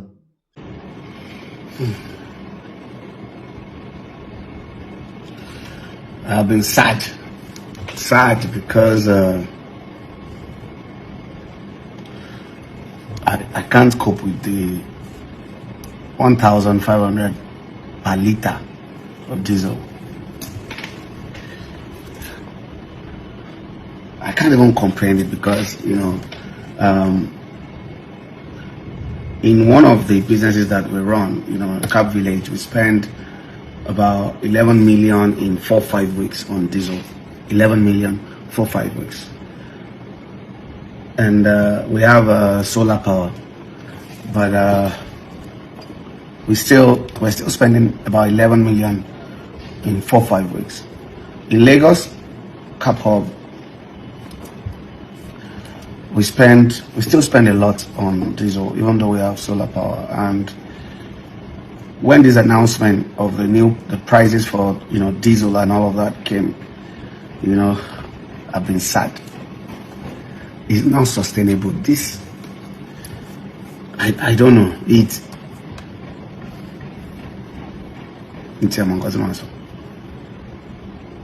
because even the diesel we've been buying on credit. And, you know, when we make small money, we find a way to pay. And even sometimes it takes 2 months to even pay down and then get another one on credit. But now, from like 1,000 or 995 to if I read 1,500 something. We need loan to upgrade our solar power. So please, if you can come to our aid, I'll really appreciate it. Àwọn ọmọ Nàìjíríà ti ń mọ̀ lọ́rùn nínú bísínẹ́sì tán ń ra dúró epo 11 million sí náà inú ẹ̀ náà ni wọ́n ti máa file tax o. Anyway ó ní wọ́n ti máa file tax bí o tó fi máa rówó gbà padà o. àwa àmọ́ bóyá Nàìjíríà wọ́n mọ̀ fún wọn lówó padà o. gbogbo ohun tó fi run business tán ti fẹ́ gba tax yẹn náà, gbogbo ohun tó expenses tó fi run ẹ̀ ó kọ́ mọ̀ ó so rẹ̀ mọ̀ gba receipt ilé epo kó o jẹ́ kí wọ́n bọ́ fi sínú àkáǹtì ẹ̀ bookkeeping rẹ̀ ó so rẹ̀ mọ́ ó wọ hospital tó lọ bíìlì hospital fi sí ó so rẹ̀ mọ́. gbogbo àwọn owó yẹn náà máa fi ṣe tax return o, náà máa dá padà. àwọn kan máa jókòó ti tax return l'Amẹ́ríkà ní Amẹ́ríkà wọ́n ti ẹ̀ máa ṣe tax níbí náà wọ́n máa ṣe tax return dáadáa. àwọn ní benefit wọ́n máa bá ṣe máa ṣe. so ẹ̀yin ti Nàìjíríà náà irú bọ̀dà Kúnlé ní ìsìn ẹ jẹ́ advice yín, gbogbo owó epo tẹ́ ẹlẹ́nìí náà yìí ẹ fáìlì ẹ̀ mọ́ tax yín, ẹ fáìlì ẹ̀ mọ́ ìmọ̀ ń reduce tax, ìmọ̀ ń reduce ẹ̀mí ìwà àmọ́ wọ́n ṣe ń calculate tiwọn ní Nàìjíríà o. wọ́n ní orí agbágbé kan wà tán ti mọ calculate ẹ já kó ń bẹ́ẹ̀ já délẹ́gbẹ̀ẹ́ aṣòfin àátúnyà lọ́dọ̀ bàbá Fádáhùn sí bàbá tá a gbé wá lánàá tó sọ̀rọ̀ àbùkù ránṣẹ́ sí Buhari nínú sàárè rẹ̀. àyá ní ẹjọ́ ọ̀gá mi ta ni bàbá ìná, mo ní kí ló dé sán sí ọ ni. ó ní rárá ó nínú òun dùn sí wọn ni fún ọ̀rọ̀ tán tún sọ yìí. sẹ́nẹ́tọ̀ tá a gbé wá lánàá tó tún àṣírí nípa gold ní Zamfara tó tú dé ọ̀dọ̀ Iran àti China. àwọn èèyàn tún mú ọ̀rọ̀ yẹn wọ́n fọwọ́ gbẹ̀fẹ̀ mú wọ́n wò ó bíntín wọ́n fojú bíntín wọ́n fi tẹ́ńbẹ́lú ẹ̀. ó tún ti sọ̀rọ̀ míì ọ̀rọ̀ tó sì sọ yìí ó tayọ ọgbọ́n àwọn yòókù rẹ̀ àwọn kọ̀líìgì rẹ̀ nílé ìgbìmọ̀ asòfin. ó jọ bí ẹni wípé kò dáríjì Buhari bó tilẹ̀ jẹ́ wípé Buhari tọrọ ìdáríjì ẹ̀ṣẹ̀ lọ́wọ́ ọmọ Nàìjíríà kó tó wọ káàlẹ̀ sùn. àyà ní sógbé pílò dání àmúlá àyà ò fọ́ọ̀lù àǹdì mi tán bá lè yẹn wọ káàlẹ̀ sùn. ẹ ń bá sùn tó jí ní máa lo pílò, ẹ ń bá ti wọ káàlẹ̀ sùn ìtumọ̀ rẹ̀ ní pókú wọ́n ń lo pílò. àyà wọ́n lo pílò nù sàárì. dúpẹ́ lọ́wọ́ Ọlọ́run mo lo pílò lálẹ́ àná mo tún jí padà. àwa tá a wà láàyè là ń lo pílò àyà. òkú yìí lo pílò, òkú yìí hanrun ọrùn rẹ gan-an ìhanrun rẹ lẹ́nu ọjọ́ mẹ́ta yìí ní agbára. òkú ìjítọ̀ láàrin òru yọ sùn bẹ́ẹ̀ náà ni. tó sì àwọn abókùn sọ̀rọ̀ lílé náà lè sọ̀yún alààyè làwa. ọ̀gbẹ́ni tó sọ̀rọ̀ sí Buhari náà Buhari ò gbọ́ nǹkan kan ẹ̀ ń kú ti kú ọjọ́ ọ̀dàjọ́ nìkan ṣùgbọ́n wọ́n bá kú létí ẹ̀ lọ́jọ́ ọ̀dàjọ́. lọ́rọ̀ kan bàbá yìí tún sọ̀rọ̀ wípé ara iṣẹ́ burúkú tí Buhari ṣe náà ni wípé ó ti bọ́dà. bí ọ̀rọ̀ títí bọ́dà kan lélẹ̀ bọ́dà tó wà ní sísí tí ò nílẹ̀kùn tẹ́lẹ̀ bó lẹ̀ ṣe tì í ṣe kọ́kọ́rọ́ tì ní. abẹ́ pèsè ẹmọ ojú náà tó wọ inú Nàìjíríà. àbọ̀jọ́ wo ni Minister of Defence ń sọ lọ́jọ́ sí kó tó di pé wọ́n padà wá di Minister of Defence CDS ni wọ́n ń gbà náà. ọjọ́ wo náà sọ fún àtọ́ ní àìmọye ọ̀nà tó wọnú Nàìjíríà over thousands of ọ̀nà táwọn èèyàn lè gbà bó lẹ ṣe wá tì nígbà tẹ́lẹ̀ ti bọ́dà kọ́kọ́rọ́ tẹ́ fi ti dá. lọ́rọ̀ kan wọ́n ló kó bọ́rọ̀ ajé Nàìjíríà wípé síbẹ̀ náà ráìsì foreign rice ó pọ̀ ju local rice lọ. bẹ́ẹ̀ náà ni mọ́tò tòkunbọ̀ ó pọ̀ yẹ́ẹ̀yẹ́ lórí ọ̀dà lórí títì pé ẹ sì tí ìtumọ̀ ẹ̀ náà ni wípé wọ́n smuggle ẹ̀ wọlé ẹ sì lè gba owó duty lórí nǹkan smuggle wọlé. owó duty tó yẹ kíjọba make ọwọ́ àwọn kan ní ń bọ́ sí torí smuggle tán smuggle wọlé àwọn kan mọ̀ ń pa ẹ̀ nínú custom. kí ló wá dé tí ẹ̀rùn ronú bí àpòdà báyìí ṣe kúkú sí bọ́dà kí ráìsì kúkú máa wọlé foreign rice ń wọlé dọ́là. mo ní bàbá yìí ó sì dáa fún bàbá yìí bá ń tẹ̀sí ẹja gbọ́rọ̀ lẹ́nu wọn. When late Buhari was around, he was misadvised that he should close borders to Nigerians in about 7 states bordering Niger. We advised that it would be counterproductive because of rice production. Today, foreign rice has not allowed Nigerian rice to survive. Then Tokumbo cars are all over. You will take a trip. You will see what is happening. Is it not possible for you to write a memo to Mr. President that since we could not even produce a card that is going to be cheaper for the common man to ride, can't we take duty, collect revenue on these smuggled cars and smuggled rice so that we can have these trillions of naira that is in the pocket of individual into at least half of it into the federal government cover so that we stop borrowing money. You are the chairman. Thank you very much. ó rẹ̀ bá àbọ̀pá rẹ̀ já wá sáré yàn China o wọ́n ń fi okò ọ̀rọ̀ ránṣẹ́ sí Nàìjíríà wọ́n ní lélẹ́yìí mo ní kí ló ṣẹlẹ̀ mo ní China warns Nigeria of satellite shutdown over 11.4 million deaths mo ní rọ́ ni àjẹ owó àbá sì jẹ owó náà ayé ń ṣe rẹ̀ mo ní ṣé China ló ṣe satellite fún Nàìjíríà ni satellite náà wà dá iṣẹ́ wo ní ṣe 11.4 million deaths wọ́n ní China warns Nigeria àwọn máa shut down satellite. ó mọ̀ gà báyìí o ìwọ̀n bá tán ní náà àṣeyẹ China ló wà ń díẹ̀ ẹ bá ń jíṣẹ́ fọlọ́dọ̀ ẹ jẹ́ àpọ̀nbẹ ẹ jẹ́ àyà lọ́dọ̀ bàbá yìí bàbá sọ̀rọ̀ lórí ọ̀rọ̀ fuel wípé owó tó ń ta fuel ní Nàìjíríà pé ẹ kàn ń pariwo ní owó fuel ní Nàìjíríà gan kò tó iye tó ń ta ní Saudi pé fuel wọ́n epo bẹntiró wọ́n Saudi ju Nàìjíríà lọ pé bàbá sì padà sílẹ̀ adúláwọ̀ pé Nàìjíríà lépo wọ́n chíìpù jù kí wàá láriwo tẹ́ ń pamọ́ Dangote mú ní Dangote ní ọ̀ràn bàbá iṣẹ́ ẹ jẹ́ agbọ́rọ̀ lẹ́nu wọn. See, I don't buy that idea. If fuel can go, crude can go to $120 per barrel, it doesn't matter. Take the money from Dangote. Dangote's dollar is not counterfeit. If you convert it to Nigerian naira at prevailing rate, his money is not counterfeit. Take the money from Dangote, sell the crude to Dangote at whatever is the prevailing price. His money is not counterfeit. So that's issue number one. Issue number two is if you look at the compare like to like, Nigerian PMS is 5% cheaper than Saudi Arabia, even with Saudi Arabian taxes. And Saudi Arabia produces 4 times more than Nigeria.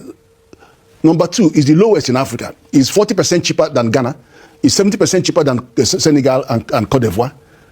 So what is the issue? The issue is that China has stopped export of their petroleum products. Russia has stopped export of their petroleum products. Kazakhstan, who?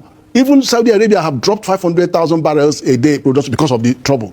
So if China is stopping export of refined product, why are you sending our raw material there when you are not going to get any refined product from there? It's just simple. This is what happened during the COVID-19. But Prof, COVID-19, they stopped sending drugs. India stopped sending drugs. Crude oil is an international product. No, if it's an international product, it only means international price. So that's fine. Whatever price that is fetches in the international market, Dangote will pay for that. But of course in naira. But even then, just look at what is going on. 5,000 barrels a day is allowed to Nigeria by OPEC. When they asked NNPC about it, they said they don't know. Forget that. What do you mean by that? Number two, the PIA law says you must satisfy local demand by DCO, that is domestic law obligation. It is an obligation. And they're not doing this. This guy requires 700,000 barrels. That is about 20 ship load. But 13 is what he requires for Nigerian component of their delivery. He's only getting 5, which is just over 30%. Right, so the issue is this: why don't you, as a country, restrict the export of your crude? Because there's force majeure. There's force majeure. If China and all these countries are restricting export of their own refined product, which they bought from you, they are restricting exporting it back to you. So where do you stand? You can't even restrict even if you clamp 50%. But first, you can still supply all that is needed for domestic refinery. Right. Federal government can say to Dangote, look, I'm going to give you a special allocation of 500,000 barrels a day to produce and refine for me for strategic reserve to keep Nigeria out of all this mess. Even cheaper, because what Dangote is paying to NNPC is the market price plus $3. That's what he's paying to NNPC. Then he now goes to get the additional ones from marketers, Transfigura and all that, and they go from one person to another person. By the time he buys from them, he pays extra $6 per barrel to buy from them. So who is getting that money? It's not the point. The point is that, let me tell you what the point is. The point is that when these countries are beginning to block the export of refined product, then where are you importing your substandard refined product? So don't call Dangote. The fact is that the countries are restricting the export of their refined products. But we determine price of PMS now in Nigeria. Sorry? No, it's not the point. The point is this. Do you know if Dangote is not doing this production, we will be paying over 2,000 naira per liter. We will be paying that. And apart from paying that price, we wouldn't have the products. Because you've heard that they are not even letting you get the product. So there will be scarcity, there will be long queue, and you'll be paying over 2,000 naira per liter. Ó dá ọ̀nà lẹ́tí gbọ́ lẹ́nu bàbá ìwé ẹja kó ẹja wá lọ sórí ọ̀rọ̀ ti Nàìjíríà nípa bí ọwọ́ ṣe ń ba àwọn ọmọ ológun Nàìjíríà pẹ́ẹ́pẹ́ẹ́pẹ́ bó tiẹ̀ jẹ́ wípé àwọn náà wọ́n ń fìyà jẹ àwọn agbésùnmọ̀mí ṣùgbọ́n kí ló dé àwọn wo ló ń gbẹ̀yìn gbẹ́bọ jẹ́ fún àwọn ọmọ ológun gangan. Ẹja gbọ́ lẹ́nu arákùnrin àwa àgbọ́dí ẹ̀ lẹ́nu Dr. Yusuf náà Usman. You ask me why I would say it's lack of political will because I already said that it's impossible in a global settings where you have people come and move thousands of Nigerians, and I don't even know where they're taking them to. If maybe they just come around, pick them up, and disappear. Because I think there is a political tone to this criminal activities going on in Nigeria, and some people are sabotaging the effort of the Nigerian military and also the Nigerian government. And also the Nigerian military should also look within. I strongly believe that there are also criminal elements or fifth columnists within the military, because I see no reason why most times when an order is given or an instruction is given from the command structure, most of these terrorist guys get to know about the military plans and also the military progresses. So for me, I think there are fifth columnists, one or two criminal elements within the force, and that's what we classify as enemy within. Nigeria is suffering from an existential threat, and that existential threat is internal threat. We have what we call the internal threat, we have what we call the external threat, and inadvertent threat. The major threat within Nigeria is internal threat. So if you are suffering from internal threat, that means you need internal solution, not external solution. That is why we need to start fetching out the terrorist sponsors. Who are their sponsors? The chief of defense staff already said that they've taken out all their commanders. Good demoralizing strategy. When you go after criminal commanders, what you are carrying out is demoralizing strategy and also demobilization strategy. Before they will get another commanders, it will take them time. But the problem here is, Geoffrey, we allow them to plan. We allow them to regroup. We allow them to plan. And we also allow them to execute their plan. This is an error from our government. This is an error from our security agency. That's why I already said that insurgency is defeated by intelligence before it is defeated by firepower.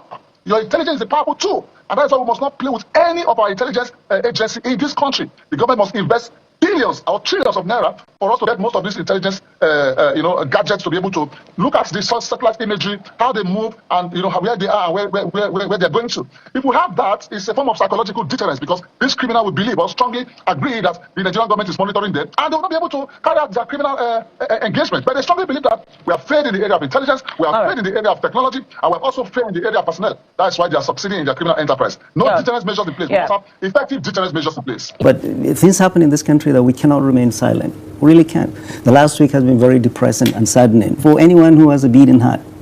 I mean, this Boko Haram terrorist, ISWA, they went on rampage. And it was very well reported by Daily Trust. Places they hit. 9 places. Ngushe, Goshe, they went to Kukawa, Konduga, Bama. 9 places simultaneously they were hitting. They killed 7 battalion commanders. They sacked battalions, they killed people. They went to, in Ngoshe, they went to an IDP camp and killed people and carted a lot of people away. They killed soldiers, gory pictures that one would not want to share with anybody. And to the Nigerian government, this has gone viral all over the world.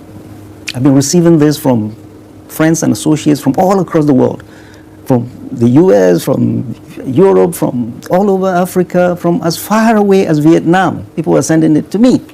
That look at this. So this is not a good public relations for the federal government, our security agencies. There's no way of spinning this. Things are not right. People are dying. Under the watch of and stewardship of President Bola Ahmed Tinubu, and under the presence of American troops that President Bola Ahmed Tinubu has outsourced our security to. It is sad, and the data is there, that we've lost more soldiers since the coming of American troops than in the last 5 years. We must ask very the evidence is there? Yes, the numbers are there. They are not giving us the full numbers. As opposed to what's happening in the United States. If a soldier dies, the president, the other day, the president, vice president, and the secretary of war were at Dover, the airport, to receive the caskets of 3 fallen soldiers. And these are other ranks, not officers. But here, officers and men have been killed here from nobody. The president never talks. And the military leadership, what they do is to keep arguing with Sahara reporters. No, it's not 100. No, it's not 6. No, it's not that. We've been losing our men. And we've been losing our officers. Our officers are, I really am very saddened, because I know the parents of some of these officers that passed away. Very gallant officers. Our fighting men, brave men and women that have fought, that have acquitted themselves in battlefields all over the world. And here you are, you dump them there, you don't give them equipment, they become sitting ducks. These officers were complaining. We've taken over Kukawa, but we don't have equipment to fight these bad boys. Why? Why? Our tanks are all Russian made. Americans want us to buy from them, not buy from Russia. Our equipments are all gone. Been fighting the same equipment for 16 years. You have to replenish with brand new ones, not go and repair in the mechanic shop. Where is the money? What is the president doing? The president declared a state of emergency on security when? A few weeks ago? Is it just talk? How was it translated into our fighting men doing their fight? It's not giving them allowances like they've increased their allowances. Well, that's good. But what does allowance have to do with a soldier in the trenches, facing death, doing nothing without any equipment? I mean, This is not acceptable. And for any army, anybody to be losing to an enemy, it means that enemy has a superior intelligence than you. So these bad boys have better intelligence than our Nigerian armed forces. Why? Why? We're all worried that is there a relationship between the presence of of the American forces and the spike we see and the brazen spike we see in the attacks by these boys? Well, you're saying the presence of the Americans has done more harm than good to our anti-terrorism campaigns. Yes, they need to show us. And the presence of these Americans is all shrouded in secrecy. But they're working with our armed forces. Okay. Have they told us why they're here? Has anybody been consulted? Do you not believe the department, the defense headquarters, when they say this is a collaboration? Right. Okay. If they say, Nigerians need to ask the difficult question. If they say they are working with us, where are they that all this things is happening? They have their base in the northeast.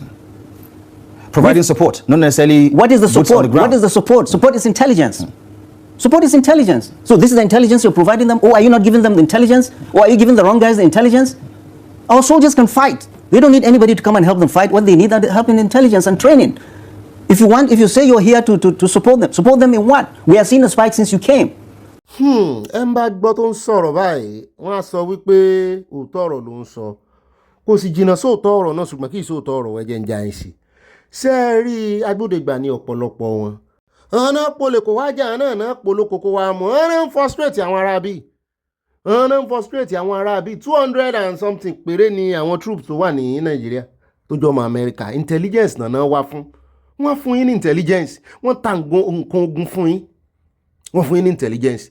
Láti ìgbà tó ti wá dé, àfi tá a bá máa parọ́ tanra wa lóòótọ́ bí àwọn ará bí ìtúnṣe gbéná kojú wọn lè sí ṣùgbọ́n wọ́n ìgbà tí Amẹ́ríkà dé láàrí tí wọ́n ń lo helicopter tán lo aircraft tán ju àdó olóró lu àwọn ará bí agbéròyìn náà bó ṣe ń pa àwọn ISWAP ṣùgbọ́n àwọn ará bí náà wọ́n fẹ́ foró yaró ó kàn dàbí ohun tí Iran ń ṣe lọ́wọ́lọ́wọ́ sí àwọn Gulf country yòókù táìmù èyí tẹ́lẹ̀ à ń gbọ́ wípé ISWAP àti Boko Haram wọ́n para wọn jà agbéròyìn yẹn náà wọ́n para wọn sórí omi báyìí ní tán claim territory ní Borno àti Sokoto Abala níbí ẹ̀yìn kọ́lá níbí nígbà tá Amẹ́ríkà tó dé gbà tán gbọ́ pé Amẹ́ríkà dé tán kí ló ṣẹlẹ̀ àwọn tí wọ́n náà sọ fún wọn pé ẹ fọwọ́ wọwọ́ ẹ̀yin náà ẹ create force ẹ mọ̀ bára yín jà mọ́ àwọn náà wá ṣetán wá gbógun ti àwọn tó sì ń gbàbọ̀dẹ̀ náà sì wà nú iléeṣẹ́ ológun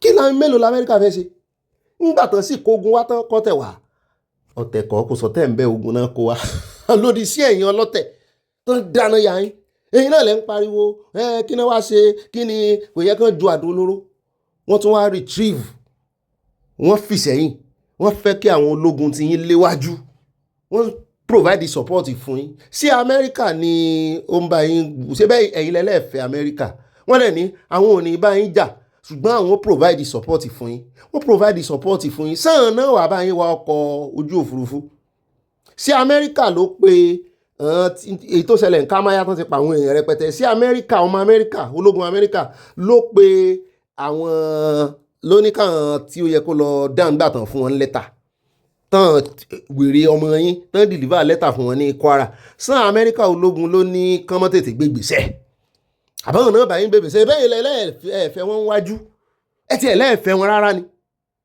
bẹ́ẹ̀ lẹ́ẹ̀fẹ́ wọn kí wá ẹja agbọ́rọ̀ ẹ̀ síwájú sí àmọ́ tú wọn rọta torí bọ́n ṣe ń sọ̀rọ̀ yìí lóòótọ́ ààrẹ olódòdó ń dàgbé wọn ràn wọn kọ́ bí ara àwọn ìgbésẹ̀ kan tó yẹ káàrí olódòdó náà gbé tí ọmọ sójà kó tiẹ̀ kúrò kó mọ̀ jẹ́ sójà gan kó jọ ọmọ Nàìjíríà tó bá kú pàápàá jùlọ kó wá kú sójú ogun níbi tó ti ń serve ó yẹ kẹ́yìn náà mọ̀ wẹ́kọ̀mù wọn òkú wọn àbí kán mọ́ gbé orúkọ wọn bá Amẹ́ríkà ṣe ń ṣe ẹwà àwọn tó kú ní Iran lẹ́nujọ́ mẹ́ta Amẹ́ríkà ń gbé orúkọ wọn báyìí ọmọ Áfíríkà kan náà wà ń bẹ̀ wọ́n dẹ̀ ń fún wọn ní ètò kìíní tó yẹ wọ́n fún wọn ní last respect ìyẹn nìkan ló kù torí olódòdó tí ẹ̀sìn lé ní ìsìn ṣùgbọ́n àwọn ará bí ń gbàbọ̀dé àwọn iye kan wọn rè tán gbàbọ̀dé ẹjẹ́ agbọ́dé ẹ̀ lẹ́nu rẹ̀ sí bàbá tó lè ṣàtúntònú sí á sí. We are saying these people, the federal government is not providing our armed forces with the equipment they need to fight. They don't need anybody to come and fight for us. They went into this profession to protect us. We are not providing them with the equipment they require to fight us, to fight these bad boys. Come on, we are not happy. Mr. President, if they are not telling you the truth is Nigerians are not happy, all is not well, security has gone south. Just a few days ago in Jikamshi, in Musa local government, they operated from 5 p.m. to 8 p.m. Our military is overstretched. Give them intelligence, give them superior weapons. They are warriors, they are ready to fight, they have acquitted themselves in battles before. Why are we leaving our children as sitting ducks and getting them killed? Adimosamu ní ọ̀rọ̀ rẹ̀ súnmọ́ tọ́sẹ̀ ṣùgbọ́n àbòsípọ̀ nú ọ̀rọ̀ rẹ̀ sáré olódò dẹ àwọn ọmọ yín náà fi sí lórí ìkíní lórí ìtẹ́. Kí ló dé ní gbogbo ọ̀rọ̀ rẹ̀ ní ìsìn kò tí ì dárúkọ Mẹ́tawálé nínú gbogbo ọ̀rọ̀ rẹ̀ kò dárúkọ Núrù Bádù. Àná làwọn ìyẹ́ka àwọn youth wing wọn náà ṣe ń pariwo lé Minister of Defence lórí. Kí ló dé tó pariwo tó sọ pé káàrí olódò dẹ yọ Yorùbádù? Báyìí olódò bá pàyìn dání sí tán yọ Yorùbádù àwọn náà kọ pariwo wípé kí ló dé tán yọ Yorùbádù. Àwọn èyí náà ni. Nǹkan tínú mi wá dùn sí tí ẹni tó ń fọ̀rọ̀ wá lẹ́nu wò yìí tó béèrè lọ́wọ́ rẹ̀ ni wípé látìgbà tó tiẹ̀ ti wá mọ́ sọ̀rọ̀ bí ó ti ẹ̀yìn iléeṣẹ́ ológun rí súnmìn wípé wọ́n pa àwọn tẹ́rọ́rìsì náà ni. Àti irú Gúnmi tó wá ń sọ wípé kán negotiate pẹ̀lú wọn kí ló dé tó jáde kẹ́ wá condemn Gúnmi publicly. Abdullahi, you'll never hear me talking bad things about our soldiers. What about children in the military? They are out there taking bullets for us to come and sit down and talk. The leadership is what I'm talking about.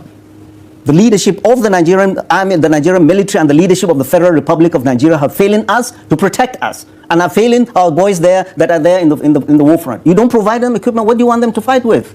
Their hands? Their hands? They can fight. They are warriors. They've acquitted themselves previously. Why are we seeing this? They have superior intelligence. Why? We must ask questions. We must ask our military. You think it's conclusive that Boko Haram has superior intelligence over the Nigerian army? Only if you have intelligence would you be getting these successes. We saw that in so short a time. Moving from one place to the other, sacking battalions, and come on. For goodness sake. A military commander is there, he's taking over Kukawa, he's waiting for reinforcement, he's waiting for arms. Do you want him to go back? Give me intelligence about what I need to do about their troop movement. He's just flying blank, flying dark, and these guys will come in the night and slaughter everybody. Come on. The military leadership and the Federal Republic of Nigeria, the president must answer questions and assuage the anger and the frustrations of Nigerians. What is happening? What is happening? The presence of Americans, we have not seen any benefit. If you ask me, they should just go and get these private military contractors like they got during Jonathan. Few of them and they will clear this guy. Isn't it outsourcing our security solutions to mercenaries an admission that our military is incapable of dealing with the problem? We have said it time and again. This military has been fighting this thing for over 16 years. Now this is the 17th year. How many do we have? It's overstretched all across the state, the 36 states and the FCT. There is no military that can take this elasticity. We've said it before again and again. This young men from depot, they are shipped straight to war front. Many of them, their tour of duty is supposed to be 6 months, 1 year. They are there for years. They are fighting. We are here talking. They are not complaining. And they are taking hits all over the country. And our politicians are not listening to the cries and the frustrations of our fighting men. We are doing the fighting and shouting at the federal government for them to do the right thing. This is not the right thing. So, my deduction is this. You believe we are handicapped by strategy, military hardware, political will, and so much more. What does the solution in your mind look like, at least in the short term? Because earlier in the day, the defense Minister of Defense, Retired General C.J. Musa, had a sit-down, an emergency meeting with the service chiefs, and he called on them to review their strategy, because clearly whatever they're doing is not good enough for the administration. Does that in any way inspire you to believe that something is about to change? Look, these politicians, I'm fed up with all of them. I really am fed up. We have no patience for these politicians. Nigerians have been very patient. Our military, our soldiers that are in the war front have been very patient. We keep hearing the same story. Our leadership is not focused at the problem before us. The problem is military. They're killing us. Why are they killing our boys and girls? It's because we don't have enough equipment. There's not the political will. They don't give them money that they need to give them. They need to recruit a lot more than we are getting. We need to get more intelligence. We need to get superior equipment. We are just sitting there. We will need drink tea and then disperse. Yeah, but the defense minister was a serving general until a couple of months ago. So wouldn't you say that his take on this one is fresh? I mean, okay, we said, look, we gave him all the benefit of the doubt when he became the Minister of Defense, right? We said somebody who was in the theater there, who is a 4-star general, who is the Chief of Defense Staff, is now made the Minister of Defense. What has happened since he became the Minister? Ó rẹ̀ káàbọ̀ padà ní ìrìjú báyìí lọ nínú abala àfipàkà Abala Sanawole. Ẹ jẹ́ wá tẹ̀síwájú ọ̀dọ̀ Ayala ń lọ pẹ̀lú àwọn olólùfẹ́ wa nínú abala comment section. Gbogbo ń tẹ́ kọ́lẹ̀ pátápátá àyà ti bá yín sọ́dọ̀ ohun. Ó yá àyà yín òkè wọ́n fà kó ṣòfò.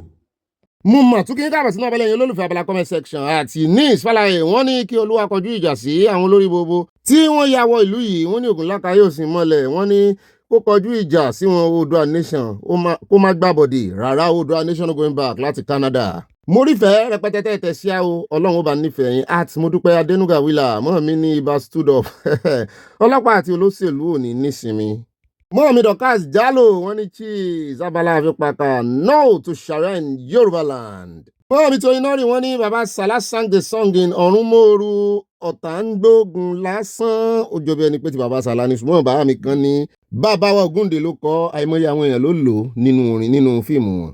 Àti Ìbíkúnlé Oyèbádé bá mi ní Hubert Ògúndé pọ̀n náà kọ́ ní tàwọn ò. Bẹ́ẹ̀ náà ni ẹja lọ sọ́dọ̀ mọ́ mi Florence Alade wọ́n ní ibà Valentino ibà Sanawole ibà Parabulate àti àyà ikú iṣẹ́ ò ní o mọ́ mi bó ní iṣẹ́ lọ́dọ̀ tí náà.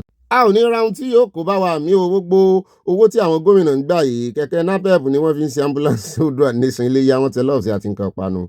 Mọ́ mi hannah sí wọn ní Ọ̀gbẹ́nibobby ọkọ̀ àwa sí màmá àtàyà ẹ kò ní jábọ́ àmì nǹkan kò ní ṣe ẹ̀mí yín tọmọtaya lórúkọ Jésù àmì àṣẹ àwa kò fẹ́ sáré nílẹ̀ Yorùbá rárá wọn tẹ lọ́ọ̀sì àti nǹkan panu Oòduà nation no going back. Mọ́ mi Stella Ogunbajo wọ́n ní pọ̀ Oòduà nation no going back. In God we trust and God bless Oòduà nation. Amen. Mọ́ mi Jẹ́mílà Àgbájé wọ́n ní no to Sharia law in Yorubaland. Mọ́ mi Grace Olùṣòtọ́ wọ́n ní ó bí gbogbo àwọn ọlọ́jọ̀lú Nàìjíríà wọ̀nyí wọ́n kàn ń fi ayé wa tayọ ọlọ́pọ́n ni o nítorí pé wọ́n ti rí pé nànà mòpònà àpòdà àti ọ̀dẹ̀ ni yóò máa ṣe o. Mọ́ mi yà yọra wọn kò ń bẹ̀.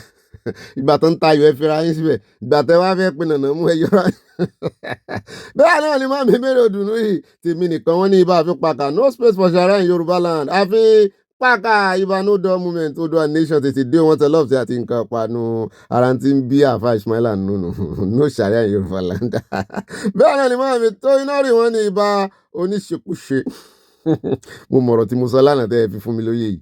At Adépọ̀jù Adémọ́lá bá mi ní aláyọ̀wá ẹkú ìyànjú mi mọ̀ pé bá mi náà jẹ́ Adépọ̀jù Adémọ́lá bá mi náà jẹ́. Wọ́n ní aláyọ̀wá ẹkú ìyànjú mú kí gbogbo ilé aláyọ̀ pé àkú iṣẹ́ ìní o wọ́n tẹ lọ́ọ̀sì àti nǹkan panu mọ́ bá mi yọ yẹ yín kò ní yẹlẹ̀ mo tún ti fẹ́ pe mọ́ mi.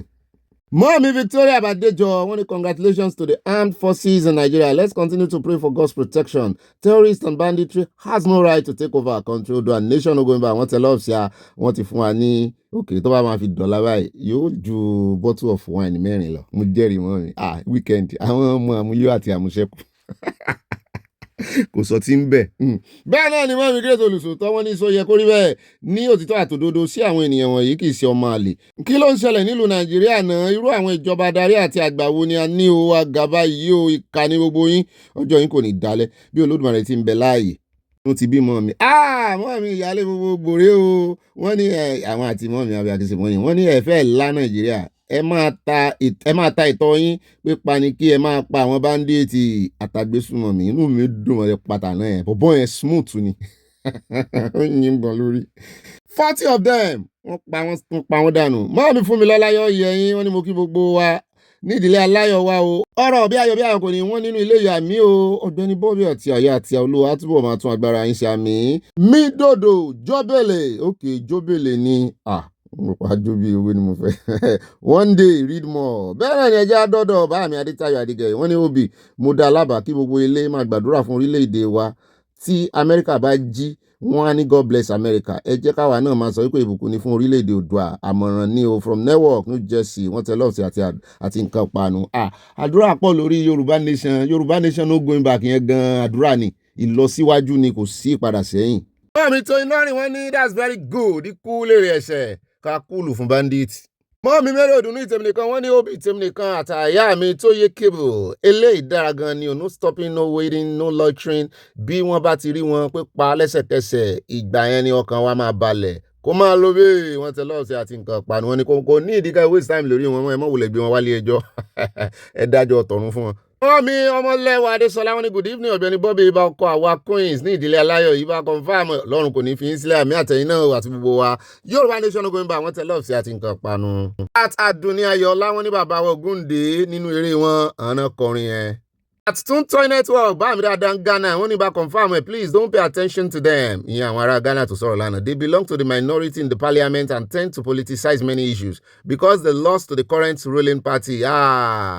Dashalat from Ghana. Yọ yẹyin bàbá mi kò ní yẹ ẹ lẹ̀. Mo jẹ́rìí àwọn gangan ni aṣojú Yorubanation Ghana. Bẹ́ẹ̀ ni mọ́mí tó ń lọ́rìn àwọn tí wọ́n gbá lánàá àbáwọn náà gbára wọn tí wọ́n rè campaign fún àwọn olóṣèlú 10k wọ́n fún wọn lówó mọ́mí ní kò lè rí 10 kobo gbà because of 10k you sold your birthright. Mọ́mí Adésọlá Ọládèjì wọ́n ní àwọn wèrè àwọn òpònú owó náà ní sá lẹ́yìn olóṣèlú. Mọ́mí Fúnmilọ́lá Bello wọ́n ní Ogbenibobby ọkọ̀ wa ibà ìfẹsíwápọ̀ níbo là ń lọ lórílẹ̀‐èdè Nàìjíríà àwọn ò mọ́ lọ́ọ̀bì kankan orílẹ̀‐èdè Yorùbá làwà ń lọ. Báyìí o CSI gbogbo ìdáwọ́lé yín máa yọrí sí rere àmì òbí àtàyà love you happy birthday to bàbá wa Adégẹyè nù. Bẹ́ẹ̀ náà ni mọ́mí Jẹ́mílà Agbájé wọ́n ní brother Bobby mo kí yẹn kú iṣẹ́ ọlọ́run kí o kì í ṣe mi o mo ti dá padà fọlọ́run. Bẹ́ẹ̀ náà ni mo ti rọ́dọ̀ yín mọ́mí o Olúbùnmi má dojú tì mí wọ́n ní Ogbenibobby ọkọ̀ àwa sísí màmí mi lẹ̀ ń ké ṣe o orin ọ̀tá ń jagun lásán yẹn ń gbógun ni ń jagun náà arogun náà ni wọ́n ní orin school entertainment ni o wọ́n tẹ lọ́ọ̀sì àti nǹkan panu. Èèyàn kan ló mọ̀ kọ́ ká tó mọ̀ lò fẹ́ entertainment mọ́ mi èèyàn kan ló kọ́ right èèyàn kan ni o. Báàmí Akin wọ́n ní ICPC ló kọ́. Mo ti dọ́dọ̀ yín o báàmí Òkènlá Adédọ̀tun ẹgbàga wa kájókòó ta wọ́n ní Olùkùnmi Bobby sẹ́ẹ̀rí arábìnrin tí ó fẹ̀sùn kan David Umahi works minister bí ó ṣe ṣe U-turn pẹ̀lú apology tí ó tún recant gbogbo allegations yẹn níbo ni Sowore and co máa wá fojú sí ojú tí kò lọ bọ́wọ̀ Sowore mọ̀ tó ti yí ọ̀rọ̀ à ń gbé bọ̀ lónìí o. Àtìmọ́ mi Esther Sosanya ọwọ́ ìfẹ́ náà sí àwọn mórí tòmọ́tò ẹja rè ìsìbẹ̀ ọbẹ̀ weekend olómo oyò ni ó ṣe o àyà ẹlẹ́yà wa bí ẹlẹ́yà ní òun lè gbà káàyà bọ̀ síbẹ̀ nínú ilé ọkọ àwọn o. Ẹ bá ń kó àgbàdo ìsínú ọbẹ̀ o kẹ́sì mọ́bẹ̀ ní gáàsì tí wọ́n tó bá ti jiná á fomi sàn padà sínú ọbẹ̀ á wà mọ́ jẹ́ a lè tún àgbàdo sí lọ́tọ̀ kàtó.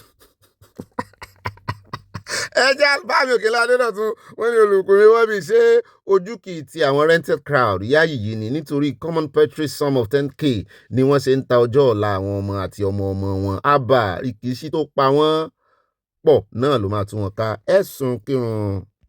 Báàmì Oríọlá Reese wọ́n ní àyà kí Ọlọ́run gbà mí lọ́wọ́ ọ̀gá rẹ̀ yìí o kí ni mo ṣe o. Wọ́n ní kí ló ń lọ tọ́ ìjà ṣé mi mú ń tọ́jà àti pé kí ló ń mú tó ń dómi àbí tó ń domi èèyàn mọ́ ti ń domi o.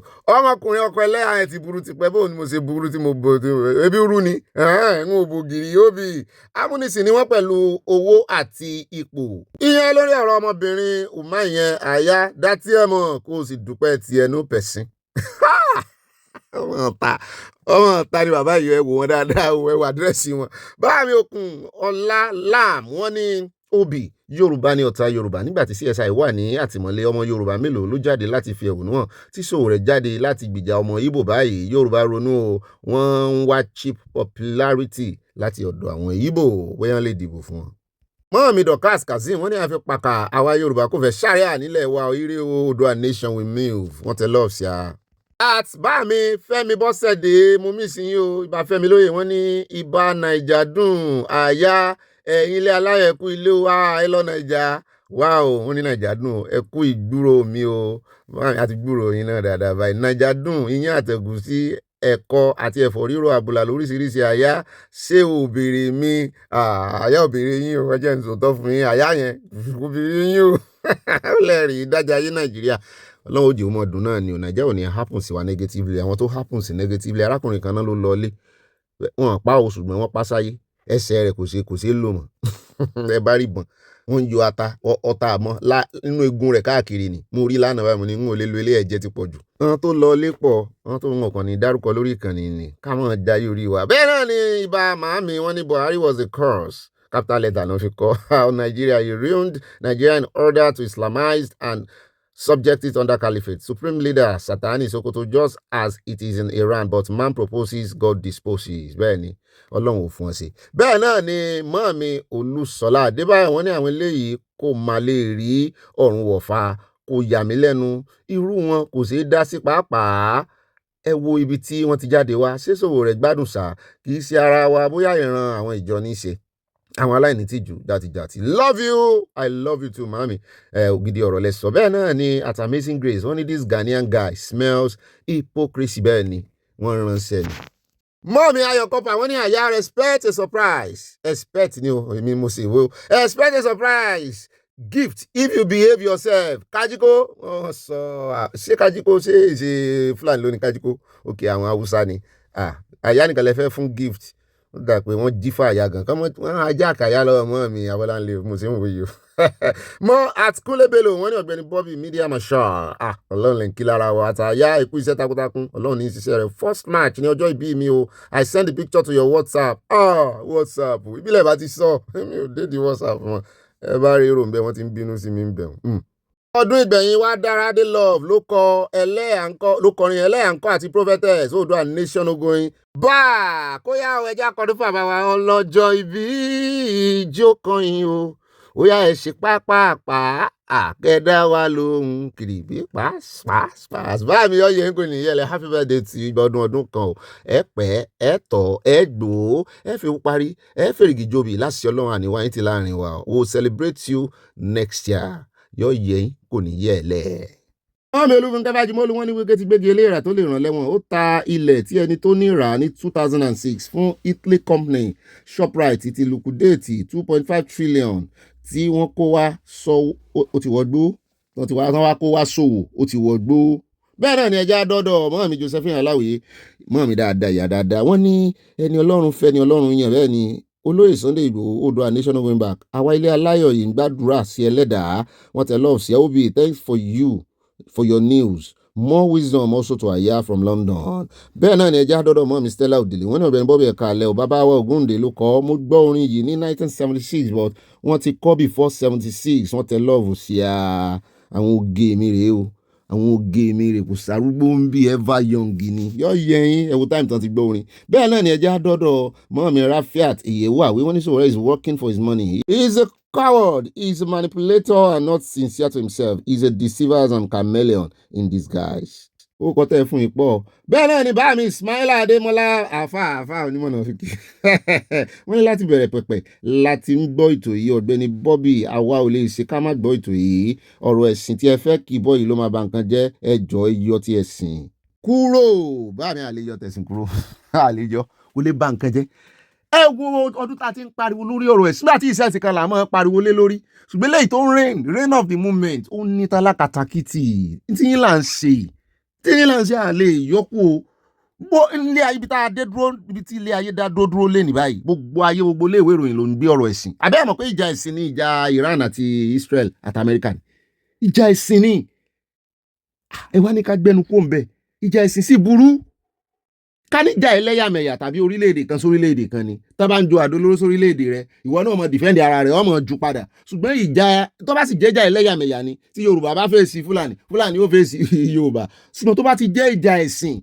kò síbi tí ẹ̀sìn kò sí ẹ̀yà tí ẹ̀sìn òde ẹ̀sìn wà nínú Yorùbá ẹ̀sìn wà ní Amẹ́ríkà lọ́hùn mùsùlùmí kò nídìí kí Iran lọ sí Amẹ́ríkà láti lọ ṣe sùtà àwọn ẹlẹ́sìn wọn tán bá gbà fún wọn wọ́n lè ṣe sùtà lamẹ́ríkà tán gbé nínú Amẹ́ríkà ibi tí ìjà ìsìn burú sí nìyẹn báàmì àní mẹ́nu dákẹ́ àkànní fìsì bí kan ṣùgbọ́n a mọ̀ pariwo mọ́ àwọn oníjàgídíjàgan sàríà yẹn àfẹ́ nílẹ̀ Yorùbá ẹ má bínú ẹ já lọ sọ́dọ̀ báàmì kò síranù wọ́n ní Obi ibà ṣàlàyé àwọn ọmọ Nàìjíríà wọ́n sọ̀rọ̀ Ogbeni níjà o arábìnrin Oyiri yìí surprise everybody ṣùgbọ́n ó dá mi lójú wípé umahi ti rí lẹ́yìn níbẹ̀ ni ẹ̀yin oní campaign ìsọnù ẹnu ẹlẹ́wà yẹn bẹ́ẹ̀ ni tí òbólówó nú wọn ní ẹni ìyà ń jẹ tí kì í kú bọ̀rọ̀ ní at Ọlọ́ládé Adéyẹmọ wọn ní ìjọba yín kankan ò gọ̀ gbogbo wọn jíjọ ń ṣiṣẹ́ apapẹ́ ní Ọlọ́run nìkan ló máa dá sí ọ̀rọ̀ Nàìjíríà.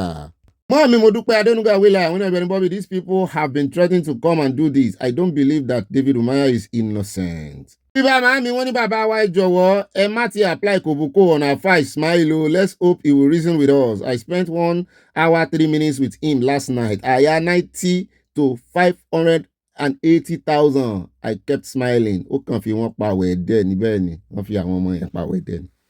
báwo ni at comfort Adélẹ́yẹ wọ́n ní àwọn wèrè gbogbo àwọn ọmọ ìyá wọn tó ń pa èèyàn bí ẹni pẹran wọ́n gbé ẹnu wọn fún alágbàfọ̀ nígbà yẹn àwọn alábòsí Ibà màámi òótọ́ lẹ sọ, mo ti rí òótọ́ nu kọ́mẹ́ǹtì yín kí n tó kà everly truthful. Wọ́n ní àyà, I think David Umahi has a presidential ambition come 2031. He probably lobby. I am sure he settled them behind closed doors. More so, the son is running for local government chairmanship. Àgbọ̀ kúlẹ̀kúlẹ̀ lẹ́nu sọ̀rọ̀ rẹ̀. At Agnes Shele, mọ́mí dáadáa, wọ́n ní the Arewa youth of the Northerners speaking should please keep quiet, saying that it was them putting President Bola Ahmed because they voted for him. At Ayokopa, mọ́mí, the Mossad will single-handedly come for Mufti just the way they went after every Nazi officers that dealt with them in the Akfit camp. Mommy, Rafiat, we want no definition of benefit in their vocabulary dictionary. They are selfish and self-centered. All needs to be fired for their incompetence of governorship and corruption of the resources of the citizens. Àtàmọ́tayọ̀ Akínóso wọn ní òbí Ghana ń béèrè Iran àti àwọn agbésùnmọ̀mí ní wípé kí wọ́n ju àdó olóró gbogbo nǹkan USA. Mommy baby, like you, I respect President Tinubu's brain. He always address offhand without reading. He is really brilliant. I will appreciate if he can enable us get our Yorubanation. Mommy, mo jíṣẹ́ yín o láti USA. Mommy Esther Sosan àwọn oníṣòwò rẹ̀ ń wá ara rẹ̀ ní àwòrán ẹ̀rìn àwọn ènìyàn ń wò láwòsókun àánú sọ̀rọ̀ ń ṣe mí nígbà tí Ọlọ́run bá bínú sí i kò ní lè sọ̀rọ̀. Ọmọ tó mọ ènìyàn rẹ̀ lójú òsì ni yóò tẹ ọmọ náà pa àmọ́ mi yí òwe yẹn ni o ọmọ tó mọ ìyá rẹ̀ lójú dáa ó lọ nǹkan tí ó máa ṣẹlẹ̀ sóhùn rẹ̀ nìyẹn ẹ máa bá iṣẹ́ ó dáa ibi tó ti 5 lines sí mọ́nu. báà mi kò síranù wọ́n ní Obi P-Bad just spoke his mind. Live a Nigerian and die a Nigerian. He was neither mistaken nor exchanging. He's well aware of what he said and he's not lying. He doesn't care about us. No Yoruba agenda. Ó yà lẹ́nu mo fẹ́ sọ̀rọ̀ lọ rẹ̀. Ṣùgbọ́n bá mi kan ní ọ̀rọ̀ orí ahọ́n ni wípé ká mọ̀ kà sí. Ẹ já lọ sọ́dọ̀ mọ́ mi Michael Junior ìmìnì tó yìnyà Michael lọ́sọ̀nù náà hallelujah láti sùn lérè ibà gbọ́màbí wọn mú jẹ́ ìwọ́n ní Ghana fẹ́ tẹ́ lọ́wọ́ Amẹ́ríkà gbà fún ọ̀gá ẹ̀ ọ̀jàjà ni lórí aládé tí ìjọba àpapọ̀ fi ọwọ́ sí tí ìjọba pàápàá fi ọwọ́ sí ẹ̀yìn náà ẹ wo bí wọ́n ṣe jókòó lórí àga lọ́dọ̀ ìjọba. Mommy Agnes Shele, when that's why they're asking for the removal of the chief of staff, which shows they are not happy for what he's doing. At Joseph Oyeniya, when you're Ogbeni Bobby, ẹkú ọjọ́ mẹ́wàá o, bá mi lújẹsà rí ẹ̀ ṣe mọ̀ mi lújẹsà, bá mi ọkọ ọmọ mi lújẹsà. Wọ́n ní ibà ọkọ ẹlẹ́yà bàbá wa late Hubert Ogunde ló kọ orin yẹn o, àwọn alákatakítí ìmọ̀le kò mọ bí àwọn forefathers wọn ṣe di mùsùlùmí, àwa mọ̀ o mo jẹ́rìí ẹ sọ fún ẹgbẹ́ sí alétí. Bẹ́ẹ̀ náà ni at Sunny Smiles wọ́n ní ọ̀tá ń gbógun lásán olúwa ló mọ̀gbẹ̀yìn wọ́n ní Akin Ògúngbè sang the song in one of his films. Remember also Onyogi bẹ́ẹ̀ ni Onyogi I cross the sea. Wow. Báwo mi kí ni gbogbo ń tẹ̀ ń já mi sí? Show me the way, gone are the days with much laughter from Yoruba movies. Bẹ́ẹ̀ náà ni ẹja dọ́dọ̀ at Joseph Ìwọ́lódé wọ́n ní bàbá wa Hubert Ogunde ló kọrin yẹn o ọ̀tá ń gbógun lásán. Mọ́ mi mo dúpẹ́ Táíwò wọ́n ní bọ́bí mi ọ̀hún àwa tún ráàyè o ọlọ́run sí o wọ́n ní àjọ bẹ̀rẹ̀ ìròyìn aláyọ̀ yìí ní olúwa ṣeun mọ́ mi ọlọ́run ó mọ̀ fún yín láì dáadáa wọ́n ní ìdó èkó ni mo rò pé wọ́n ń sọ ìdó kan tún wà níbàdàn àwọn wèrè fúlàní ìdó èkó kọ́ ètì ìbàdàn ni. Bẹ́ẹ̀ náà ni ẹja tọ̀yọ́ ẹja dé ọ̀dọ̀ Prince Aládésanmí Àgàgù wọ́n ní ọ̀tá jagun lásán olúwa ló mọ̀gbẹ̀yìn bàbá Ògúndé ló kọ́ o. Bẹ́ẹ̀ náà ni ẹja tẹ̀síwájú ẹja dé ọ̀dọ̀ mọ́mí Rachel mi ló wọlé wọ́n ní ibà ìròyìn àgbáyé káalẹ́ o ẹ má fọ̀ fún apology obìnrin yẹn ó lè má jẹ́ irọ́ o sí ẹ jẹ́rìí politicians wa ni. Bóyá wọ́n ti dún kòkò mọ́ tí obìnrin bá parọ́ sí ọkùnrin yẹn náà parọ́ ni liars wọ́n tẹ̀ lọ́ọ̀ ṣe à. At Olúníyì Káyọ̀dé bá mi ní Bobby ó yẹ kí ìwọ náà mọ̀ pé àwọn olóṣèlú Nàìjíríà ti ra obìnrin yẹn ni wọ́n ti fún lówó ló ṣe yí òun padà sọ̀rọ̀ ẹ lóhùn ó ṣe àlàyé fún ayé ó tú àṣírí. Mọ́mí Lújẹ̀sà mo ti kọ́kọ́ rí bá mi Lújẹ̀sà mọ́mí Elizabeth Oyeniya wọ́n ní Mufti ti kó ọ̀rọ̀ rẹ̀ jẹ níjàre ìran apànìyàn ló ti wá ọmọ àlè ní sọ̀rẹ́ o mọ́mí ẹ mọ̀ jẹ́ òye arí o ó bá ní bàbá àwọn ni mọ̀mọ́ àwọn bí n fún kọ́ àlẹ́jẹ́lì mọ́ ẹ̀mí sí gbogbo àwọn ọ̀tá Yorùbá ló máa ṣẹ̀sìn I really pity our generation to come. Mọ́ mi mo súnmọ́lá olúwo tèmi nìkan wọ́n ní Bobby mi ẹ̀kọ́ atótónu Buhari ò lè kúre ó bá kúre ńkọ́ mọ́ mi kò lè sùn rè lọ́nà ọ̀run bẹ́ẹ̀ ni àwọn àgbààgbà ilẹ̀ Yorùbá kò rí nǹkan ṣe sí ohun àlùmọ́ọ́nì tilẹ̀ Yorùbá ṣùgbọ́n bí Olúwa ti ń bẹ Oòduà nation máa dé. Bless you Bobby, amen, you too. Wọ́n fi ọwọ́ ìfẹ́ wọ́n fi send the pineapple sí mi. wọ́n mi Rachel Meluwọlé wọ́n dá padà fún bàbá wa Ismail wọ́n ní bàbá wa Ismaila ẹ má sọ bẹ́ẹ̀ mọ́ kó sàrúgbó nílé aláyọ̀ yìí gbogbo wa ní òpékè ọ̀sàrà ọlọ́mọge tí àrọ̀bà Ọ̀gbẹ́ni Bobby ló lè ròyìn bí a ṣe dùn tó bẹ́ẹ̀ ni love you all. At Bami Lateef ọ̀rẹ́ lóye onítọ̀lọ́ wọn ní obì ọ̀pẹ̀lẹ́yà Ubat Ogunde ní ó kọ orin ọ̀tàǹgbógun lásán yẹn o ẹ̀ṣẹ̀ bá mi. Wọ́n mi Dorcas dúró Olúwatúnmiṣe wọ́n ní sòwò rẹ̀ kò tí ì mọ̀ pé Ìgbò burú ju Yorùbá lọ alágàbàgebè ni wọ́n mẹ̀kúnnù ni wọ́n fẹ́ fi tax return yẹn jẹ́ o. What a wonderful time to gómìnà olè from Providence, Rhode Island. At Moradeyo Alaba wọ́n ní obì àtàyà yuade àwọn tó ń pop yua torí mo ń wò pé 210 trillion. Wọ́n ní the 210 trillion is a lot of money. They needed to look at it and probe all that concern. This can be paid some of the loans. Thank you and God bless. Odua Nation no going back. Any happy weekend, mami. What a love, yeah. At Abi Koye Bookshelf. Wọ́n ní bàbá wa Ubat Ogunde ló kọrin Olúwa ló ní ìgbẹ̀yìn. Mọ́mí Agnes Shele wọ́n ní Ọ̀gbẹ́ni Bobby, you're always on the ground about giving us the latest news. Wọ́n bú sẹ́rin ayọ̀, wọ́n fi nǹkan panu ránṣẹ́. Àtọwọ́ ìfẹ́, mọ́mí Ọlọ́run ni o, kì í ṣàwá o. Bámi Ismail wọ́n ní olódòdó sọ wípé àwọn fẹ́ kú sínú Nàìjíríà o. It's just the sand in his speech. Wọ́n tẹ lọ́ọ̀sì àti nǹkan panu. At Unique baby girl wọ́n ní Ọ̀gbẹ́ni Bobby ẹ kú ọjọ́ mẹ́ta o. Mọ́mí tẹ lọ́ọ̀sì ọjọ́ kan pẹ̀lú o. Mọ́mí Elizabeth Oyini àmọ́mí lùjẹ̀sà wọ́n ní Ọ̀gbẹ́ni Bobby ìrìn àìbá bá wa ṣe ibà kà síwájú Ọlọ́run ní bá wa ṣe. Wọ́n ní nǹkan ọjọ́ mẹ́ta o wọ́n ti dẹ́rù bà wọ́n ní Ghana ni o. Ẹ gbóhùn sókè ọmọ Nàìjíríà Kúndùsì fún sísí wa yẹn wọ́n ti dẹ́rù bà obìnrin yẹn ni wọ́n tẹ lọ́ọ̀sì from Texas. Bẹ́ẹ̀ náà ni wọ́n ní Odua Nation no going back. Mo rí nǹkan panu náà lápá kan o. Bámi Emmanuel ọlọ́finika wọ́n ní obì Adam Tamadanle ní Ṣòwòrẹ́ wọ́n ní kò kú lè nífẹ̀ẹ́ CSI àti ìran Yorùbá wọ́n ní ìpè alájọbí náà ló jẹ́ kó máa pa ràdàràdà lójú kan o bíi àga bábà bíi iṣẹ́ àbábà from LA California wọ́n tẹ love sí a o. At Akinlusi wọ́n ní kudos to Nigeria Army. Ó dá owó ẹ káàbọ̀ padà o ẹ jókòó déédéé as per weekend thank God this Friday bẹ́ẹ̀ náà ni kẹ́ wá nǹkan ìpanu tẹ́ mọ̀ sọ̀rọ̀ àjíjà ẹ wá nǹkan olómi tútù ẹlẹ́rìndòdò tàbí ètò lọ́wọ́rọ́ díẹ̀ ó lè jẹ́ lifting tea olówó ń fadoro ẹ fi honey sí kẹ gé lemon sí kẹ wá mọ̀ sip ẹ mọ̀ lo straw ẹ ọ yẹ kò ní yẹ ẹ lẹ ẹ mọ̀ fi síbi mu tí o wọ́n fi síbi mu tí o wọ́n mọ̀ rò àwọn fi síbi rírò ní síbi wà fún bó lẹ́sìn mọ̀ fi síbi mu tí bí àyà ẹ rò ní tó bá sì ti lọ́wọ́rọ́ tó ṣe é mu ẹ mọ̀ sip ẹ mọ̀ gbé kíní ẹ̀sẹ̀ náà ẹ mọ̀ sí. ó dá ẹ mọ̀ fìgbàdùn sayọ̀ sí mi lọ́rùn kí wọ́n mọ̀ gbé nílẹ̀ búburú tá a ti mẹ́nu bà báyìí bá yọ pọ́ bá dilẹ̀ ẹ bá àfihànṣẹ́ sáwọn olólùfẹ́ yín bẹ́ẹ̀ náà ni 5 lines ni mo rán yín o 5 lines ni o mo help àwọn kan mọ̀ bọ́n gé kọ́mẹ́ǹtì wọn kó lè wọ 5 lines 5 lines ni o torí ọ̀pọ̀lọpọ̀ wọn à lo kọ́mẹ́ǹtì wọn tipẹ́tipẹ́ tó ró mọ́ ń kọjá 6 lines síbẹ̀ náà 6 lines 7 lines 6 lines 7 lines 5 lines ni mo kàn ràn yín lọ́wọ́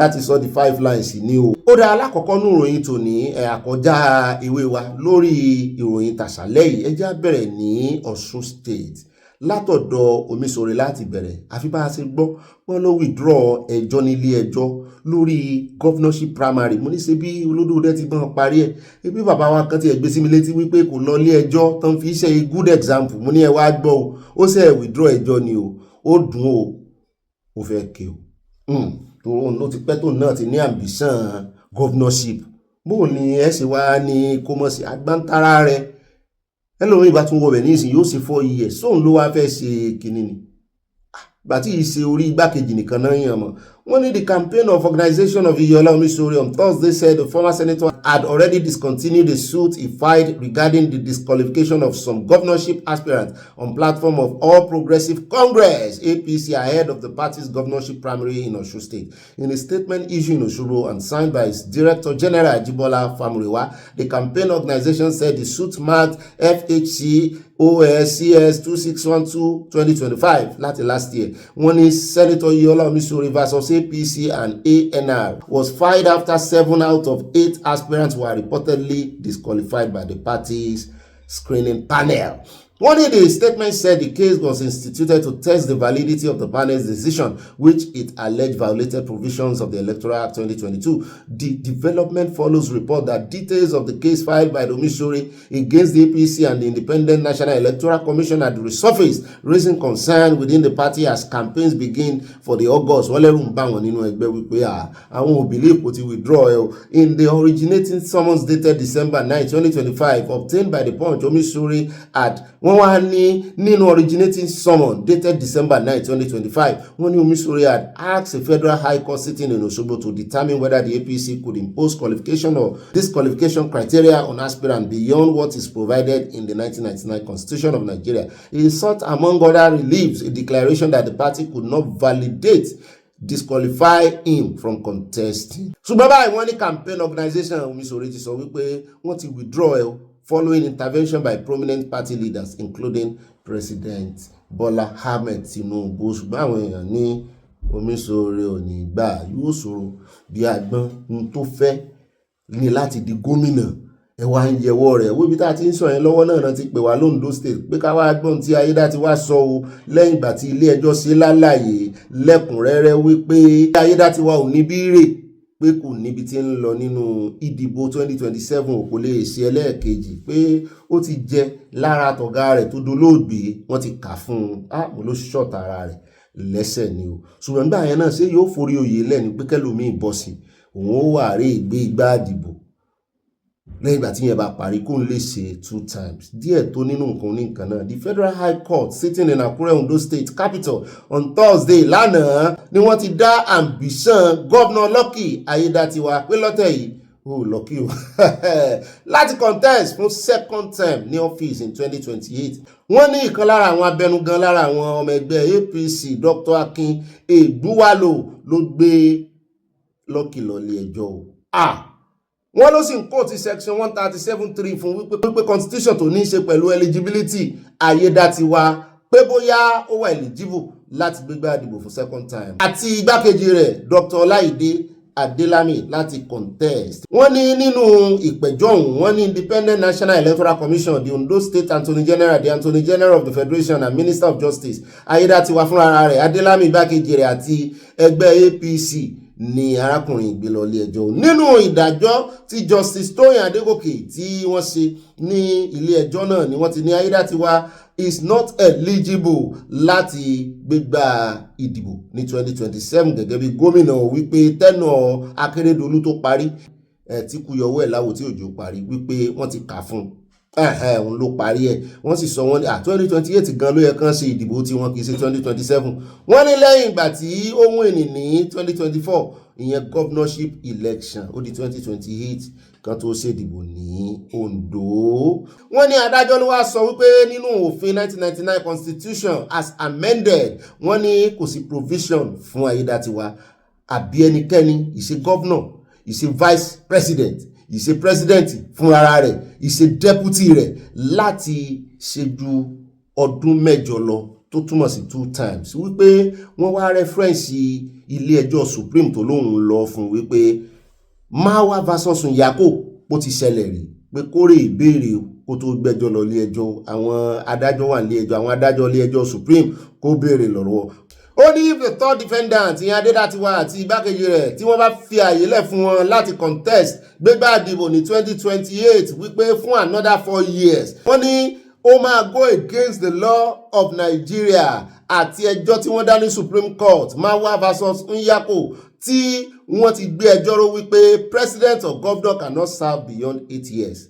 The court rules. Ṣùgbọ́n Ayedatiwa wá gàùn sí Mike ó ní kọ́nsẹ̀tì kámẹ́rà ó lóun fẹ́ sọ tí òye wọn fún ọ ó wá ń sọ fún gbogbo ẹ̀yin ọmọ Ondo ó ní ẹ má jẹ́ kán distract yín o ẹ mọ́ mú àfojúsùn yín kúrò lára àwọn o òun gangan náà ń pè ní Lucky mo ní exactly tó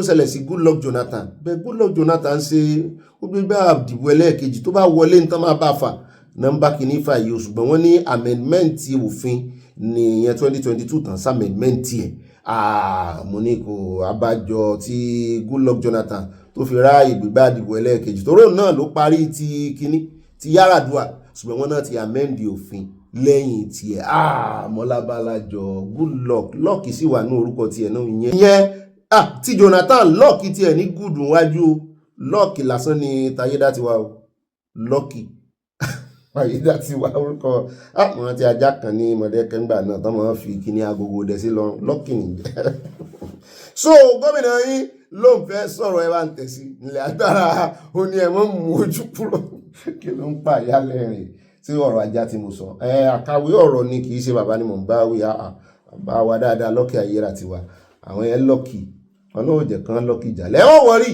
ẹ̀yin lẹ́ẹ̀ṣẹ̀ 2028 oyè ìdílé ni ẹ bá ń tẹ̀sí ẹjẹ́ àgbọ̀. Certain truth so that the generality we have clear understanding of what has been and what is now. Because a lot have been said on the social media, a lot of insinuations and opinions from different people trying to be economical with the truth for some political reasons.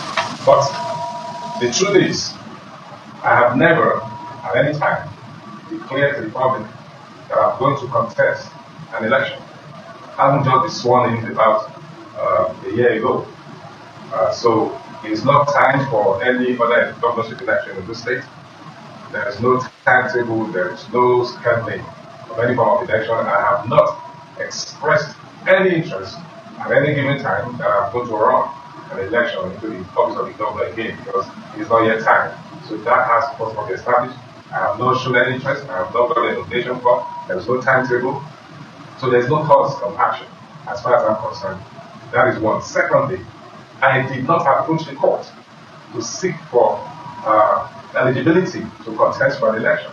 I did not approach the court. So it wasn't a move from my end. But some people, for some political reason, decided to approach the court to seek clarity in my eligibility for an election that is still futuristic, coming up in 2028 or 2029's assumption of office. So those truths have to be established so that the general public will know what has been.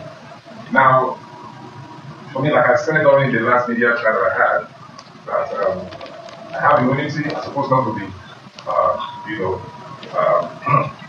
sued for now, except on an election matter, which is either pre-election or post-election.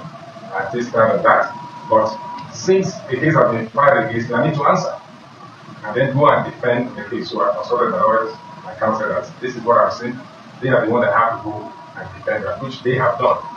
Now, judgment has been given from the lower court, the federal high court sitting in Abuja.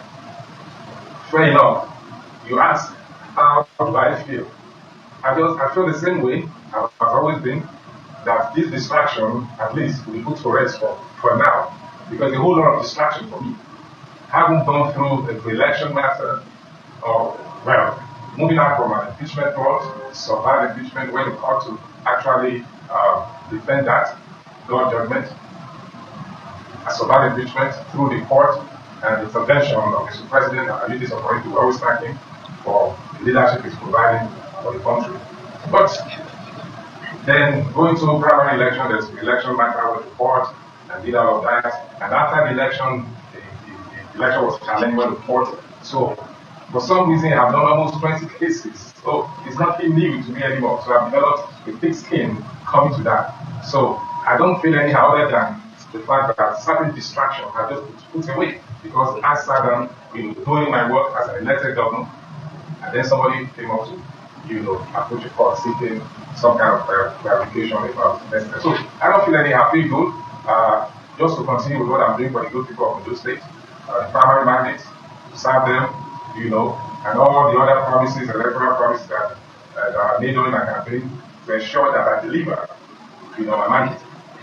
Governor Ayedatiwa, if I may jump in quickly. So are you saying that you have never for once thought about the possibility that you could actually stand for a proper election, other than taking over from your predecessor, late Rotimi Akeredolu, standing for proper election for yourself on two different occasions? Has that never occurred to you? Are you saying you never discussed that? You never had that ambition ever? Is that what you're saying, Governor Ayedatiwa? I had an election.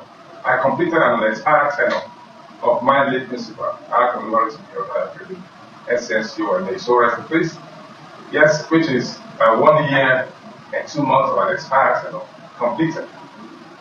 Then I went into an election, and I went into a free and fair conclusive election, which I won on the 16th of November 2024. So it's still fresh. So I've never thought about any other election other than delivery on the mandate, fresh mandate that has been given to me. So that was not in my mind at all, that future election, because you have to step by step, stage by stage. Yes, even though I'm aware of the constitutional provision that talk about a deputy or a vice who completes an expired tenure of his principal can only contest for the same position one time. Yes, it's there in the law. I also know that the law also talks about someone, a Nigerian, has the right to also contest for the same position, a maximum of 2 terms, which is 8 years. So these provisions are there. But I've not even gone into that, thinking about that, because it's different election. Was fresh. I just won an election. So all I was, preoccupied with at the time was to deliver on my mandate, given of democracy to the people, until somebody wake up and then begin to challenge eligibility. But then it's okay, wait a minute. This is too early. Why don't you wait till maybe 2027 or when timetable will be out, or early 2038, when there will be a timetable for the off-cycle election, governorship election for those states. Maybe at that time, I might begin to think of, wait a minute, do I have the right to contest or not? Then at that time, I begin to seek, interpretation of some of these clauses, in the Constitution. Àwọn olóṣèlú ìsá ọgbọ́n àgbọ̀njú ni mo pa wọn. Ẹgbọ́n ta ni ò mọ ọgbọ́n káfẹ́ránṣẹ́nu káwá tì. Wá ní tí ì sọ pé o fẹ́ contest. Ta ni ò mọ̀ pé o fẹ́ owó contest? Ta ni ò mọ̀? Ta ni ò mọ̀? Ìgbà wo ni wọ́n fi ń bẹ̀ ní ọjọ́ fi ń pé 2026 la wà yìí. 2028 ni kìíní sùmẹ́ ti bẹ̀rẹ̀ gbogbo preparation 2027. Tí wọ́n bá mọ̀ pé o contest kò yẹ kó o ti mọ̀ prepare ẹni tí ó jẹ́ candidate tiẹ̀ náà.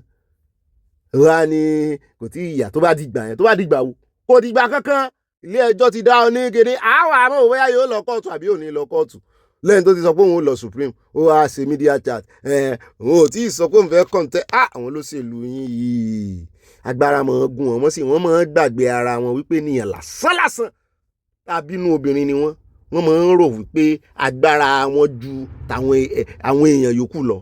Kò sì rí bẹ́ẹ̀. Ó náà ti báyọ̀ ó ní ẹ̀mọ́ alẹ̀ mọ́ Káyọ̀dé mi kí lẹ́nìkan ṣe tẹ́nìkan ò ṣe rí. Orin tí Lucky Ayédatiwa ń kọ fún yín ní Ondo State nìyẹn. Ilé ní ó wà mú wa yà ní Senate. Ẹjá tètè mú bá ẹjá bẹ̀rẹ̀ láti orí Àbárìbè torí òun ló kọ́kọ́ sọ wípé wọ́n ti sáàkì òun ẹgbẹ́ APGA pé òun fẹ́ catapult sínú ẹgbẹ́ ADC. Mo sì mọ̀ pé torí Ìtòbí torí máa ń sọ̀rọ̀ lórí Ìtòbí gan torí òbí ló fẹ́ rè bá ń bẹ̀ gbogbo wọn sàn kóra wọn jọ àwọn kan catapult sínú ẹgbẹ́ APC bẹ́ẹ̀ náà ní bíi 5 kan la gbọ́ pé catapult sínú ẹgbẹ́ ADC ṣùgbọ́n tí Àbárìbè yìí ló fẹ́ fa ìdádúró wọ́n dá dúró ní o wọ́n ti gbà wọlé o wọ́n ti gba tàwọn yòókù kan wọlé o ṣùgbọ́n wọ́n ti gbà tiẹ̀ wọlé. ẹ jẹ́ á wo bí drama ṣe lọ wọ́n ṣe ń bára wọn jiyàn lórí ti Àbárìbè wípé wọ́n náà sáàkì ìwọ náà lóló ní lẹ́tà tán fi sáàkì ẹ̀ tán bá gba defection letter yìí wọlé lọ́wọ́ rẹ̀ wípé ó lùsù síìtì rẹ̀ gẹ́gẹ́ bí sínétọ̀ ó rè contest ń ta ni ó ní jẹ́ sínétọ̀ ò ní contest as sínétọ̀ àwọn máa declare síìtì ẹ̀ vacant ni tán bá sì tún ṣe bẹ́ẹ̀ fún wọn mọ̀ pariwo APC kiri àwọn ẹgbẹ́ tẹ̀sí kúrò nú ẹgbẹ́ ẹ̀yin tẹ̀sí fẹ́ kúrò nú ẹgbẹ́ defect sínú ẹgbẹ́ ADC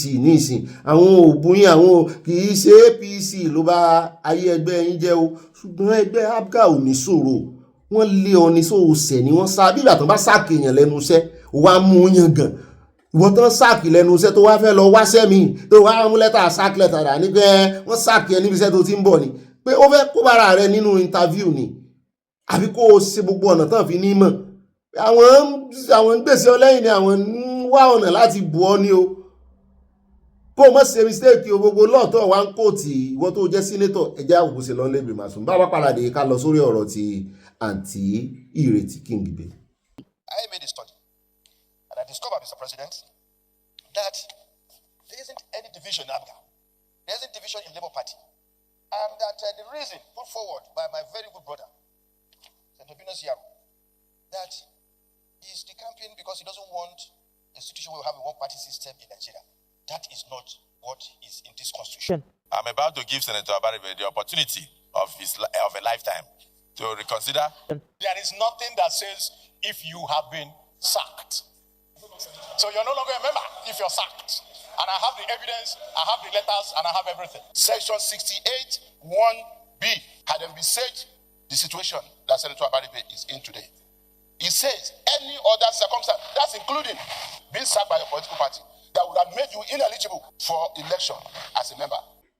Ó rẹ̀ káàbọ̀ padà òun náà lẹ́ti gbọ́n yẹn o wọ́n láwọn help ẹni ṣùgbọ́n àwọn èèyàn ń pariwo wípé tó bá jẹ́ pé inú ẹgbẹ́ APC ló defect sí tí í ṣe ADC pé a ní gbọ́n kankan wọ́n máa welcome ẹ̀ náà ni torí abẹnugan lòun náà lè gbìmọ̀ aṣòfin ẹ jẹ́ wá lọ sọ́dọ̀ obìnrin inú wọn àǹtí King Ibe ọ̀rọ̀ ń jà lórí wọn rànyànràn lẹ́nujọ́ mẹ́ta nínú ọ̀rọ̀ sọ̀rọ̀ tá à mú bọ̀ lórí ti umahi ó dárúkọ wọn bẹ̀ náà wọ́n ní oúnjẹ bẹ́ẹ̀ ni pé the green snake under the green grass ni àǹtí wọ́n ní wọ́n jáde wọ́n sí ojú ayé ṣùgbọ́n lábẹ́lẹ̀ wọ́n ní àwọn ò tiẹ̀ mọ̀ pé ọwọ́ àwọn àti Akpabio lè wọ ọwọ́ lẹ́nujọ́ mẹ́ta bí ẹni wípé Akpabio gan-an ń ṣiṣẹ́ fún lábẹ́lẹ̀ ni mo ní kí ló dé tẹ̀ ń fi ẹ̀sùn kan arábìnrin láwọn ò ní fẹ̀sùn kan kẹ́ pàápàá jùlọ ó ti defect o ó ti ń bá ADC ṣe ó ti ń wọ fìlà wọn ó ti ń lọ meeting wọn ṣùgbọ́n wọ́n ní kò create ọ́fíìsì fáwọn ní Àbújá ní territory ní capital territory pé òun ní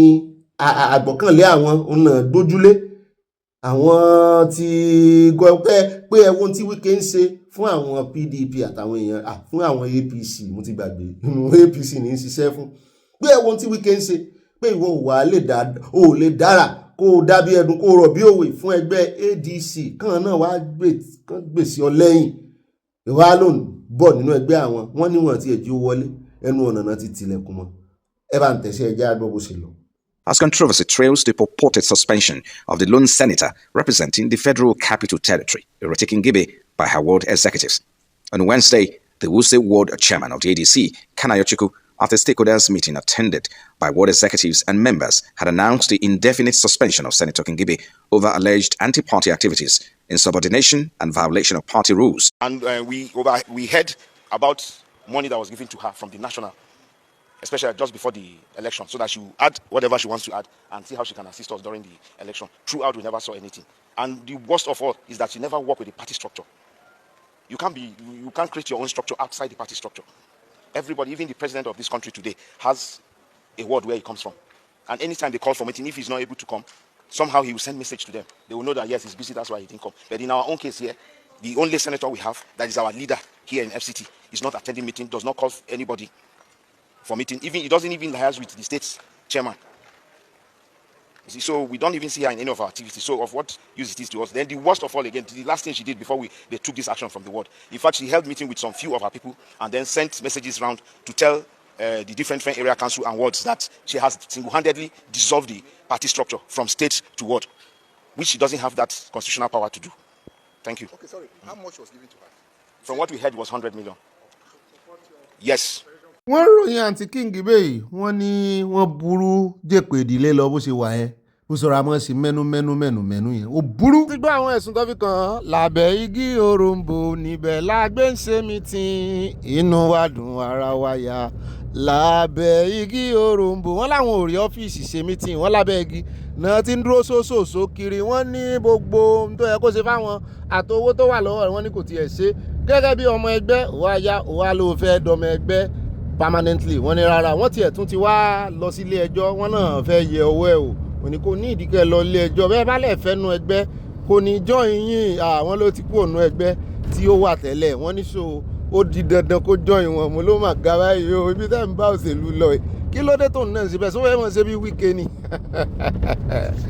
ó rẹ̀ káàbọ̀ padà ò ní House of Rep a gbọ́ wípé èèyàn 11 opposition reps defect to APC and ADC gbogbo wọn ṣàfẹ́gbẹ́ PDP lẹ̀ wọ́n fẹ́gbẹ́ Labour lẹ̀ wọ́n fẹ́gbẹ́ PDP lẹ̀ wọ́n fẹ́gbẹ́ Labour lẹ̀ àwọn méjì táwọn èèyàn sì dójúlé tẹ́lẹ̀ nìyẹn o wọ́n sà ní kì í sí ẹgbẹ́ APC nìkan ló ń gé ni o ní ìsìn báyìí nílé ìgbìmọ̀ asòfin House of Rep wọ́n ní ẹgbẹ́ ADC ní minority opposition báyìí bẹ́ẹ̀ náà látún wá ń gbọ́ wọ́n ní Obi àti Tambuwa ẹ̀wọ̀n Tambuwa náà ṣe defect sínú ẹgbẹ́ ADC officially ni wọ́n ní Obi àti Tambuwa wọ́n náà fẹ́ jọ fẹ́ contest Obi ni presidential kìíní, Tambuwa ní gbákejì àwọn ìwà ní Tambuwa ò lẹ́nu nílẹ̀ Haúsá o pé káti ẹni kwakwa ń solómú ṣùgbọ́n àwòtí máa fa it is. Ó dá o òfin tí wọ́n sì ṣe náà wípé èèyàn kankan ò gbọ́dọ̀ ní ẹgbẹ́ òṣèlú méjì ó lè jẹ méjì làbá àlàdé wọ́n ní ó ń ba àwọn olóṣèlú lẹ́rù. Ẹjẹ́ wá kún bẹ́ẹ̀ ẹjẹ́ àyà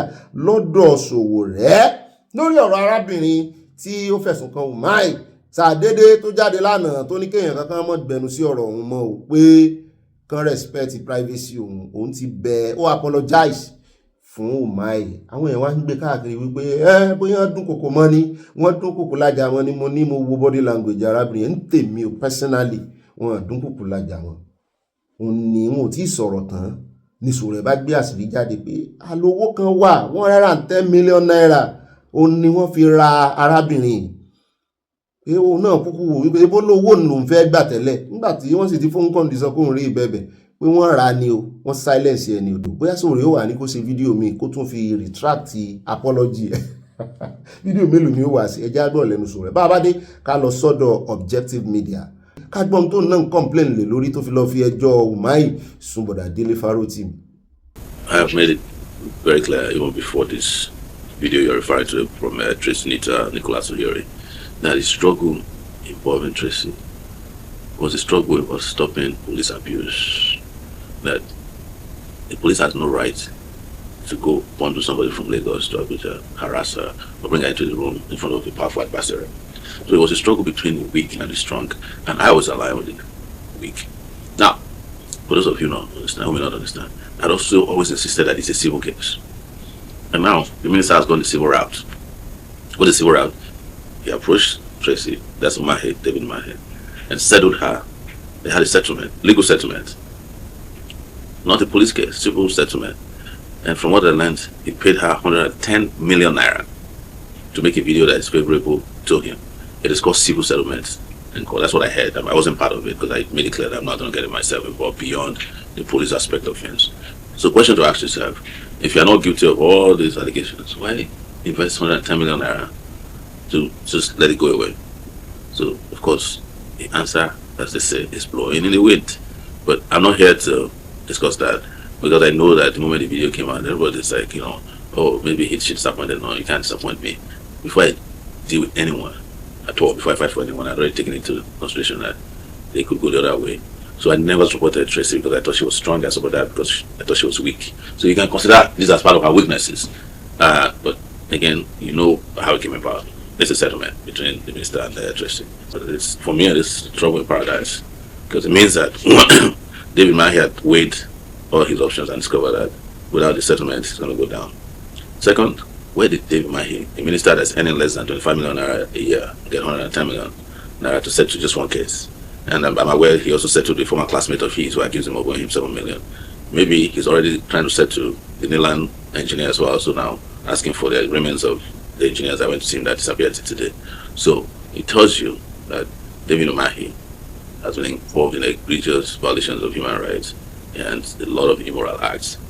But unfortunately, instead of the system asking him to be accountable, the system is now using your taxpayers' money to pay off his accusers.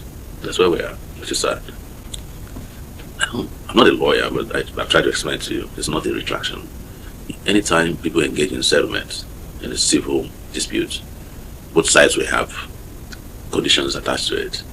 So this is David Umahi buying so-called for 110 million naira. And when you pay, you dictate the content of the video as well.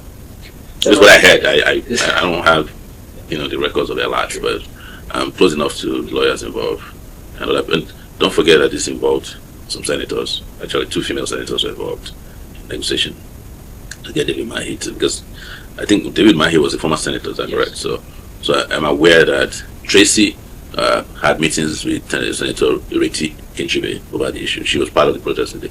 I also heard Natasha Akpoti also met with Tracy to discuss how to settle this matter. So I don't know who other persons were, but I'm just telling you transparently what happened. That is a settlement. I'm sure it was a settlement. The philosophical understanding is that we are risking a weak person from a strong person. So if people are traditionally weak and vulnerable, you cannot expect them to behave like Winnie Mandela. Even Winnie Mandela at the point of Cape Town. So, but again, this conversation is not about traces. It's a conversation about principle as to why we were involved in ensuring that David Mahi, who already had claimed that he's the most powerful and richest and most dangerous minister, did not roll over Tracy Nita Ohiori in this last fight. So that's where we are. Ó rẹ̀ káàbọ̀ padà òun náà lẹ́tí gbọ́ lẹ́nu Sowore yìí o, àwa àmọ́ how far it is true o, torí Sowore náà ní ìsìn yóò dùn nígbà tó fẹ́ ba ojú Sowore jẹ́ ni, àná lè gbé Sowore lọ ilé ẹjọ́ lórí ọ̀rọ̀ ẹ̀ wípé kò tán bí ẹni tó ń gbèsè lẹ́yìn ó ti sọ pé irọ́ ló ń pamọ́ òun, ìwọ sì ń gbèsè irọ́, wọ́n lè gbé Sowore lọ ilé ẹjọ́. Ẹni Sowore ó sọ wípé kó lọ bá ẹni tí ó parọ́ irọ́ o, òfin Nàìjíríà wọ́n mọ̀ ṣiṣẹ́ proxy níwọ tó fẹ́ gbèjà èèyàn ó gbọ́ èèyàn báyàn lórúkọ jẹ́ àbúparọ́ mọ́ èèyàn pé ó jí owó kò sì jí ó wá ìwọ sì ti bá gbé ó jí owó ní ẹ̀sìn mọ̀ pé tí Sowore bá ń gbèjà èèyàn yóò léwájú bí àti ẹ̀rí kó gbèjà ọmọ Yorùbá ọmọ Ìgbò ara wọn náà mọ̀ gbèjà yóò léwájú tí ó gbé sórí ni mo gbé kùndùsì fún lórí ìyẹn ò ṣùgbọ́n àwọn tí ń gbèjà náà sanwó àmọ́ rírì ẹ̀ ìkànnù wọn ló tún bà lójú jẹ́ yìí ìkànnù wọn rè àìsí ẹ̀sọ́ ọmọ Ìgbò ní òyìrí àbídẹ́ta ibi ó wù jẹ́ kì í sọ ọmọ Yorùbá ọmọ Ìgbò ló bà lójú jẹ́ yìí àfibí sólóore nìyẹn yà fún torí ẹ̀ ní ó sì dùn Sowore wọ́n lè torí ẹ̀ gbé Sowore lọ kò tán tó ń gbèsè rọ́ lẹ́yìn ó sì ti dárí wọ́n lè ní kó náà lọ sí apology letter ṣé Sowore lè ṣe wọ́n máa ní kí Sowore lè lọ sí apology letter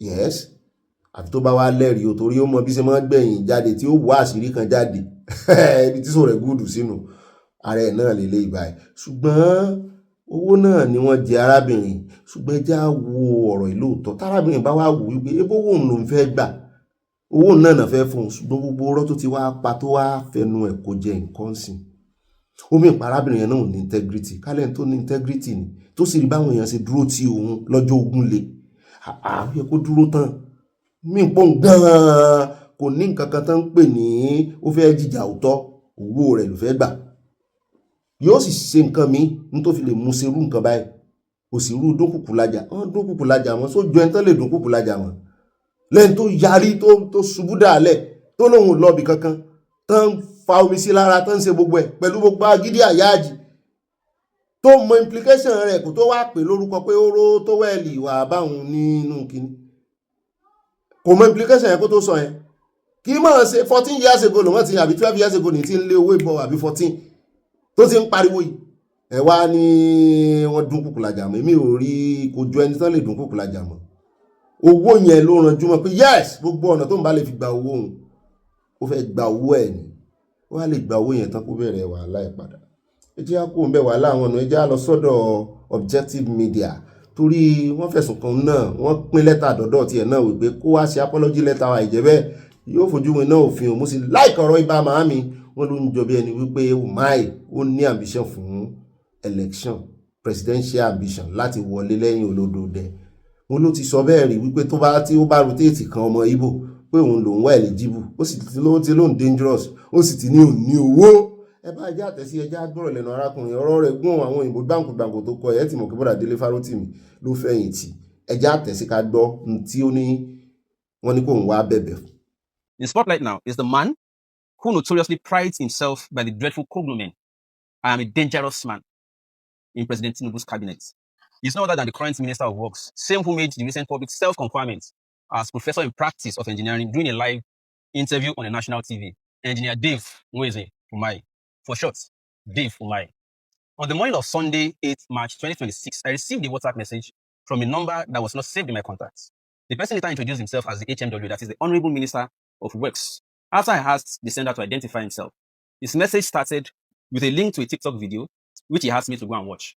The video featured a content creator referencing another lawyer who claimed that the first person to have gone to jail in Nigeria in this year 2026 was someone who shared a private conversation with a third party. The creator warned the viewers against sharing private conversations without consent. Immediately after sending the link, the sender wrote as follows: "You came to my office and secretly videoed our conversation and shared.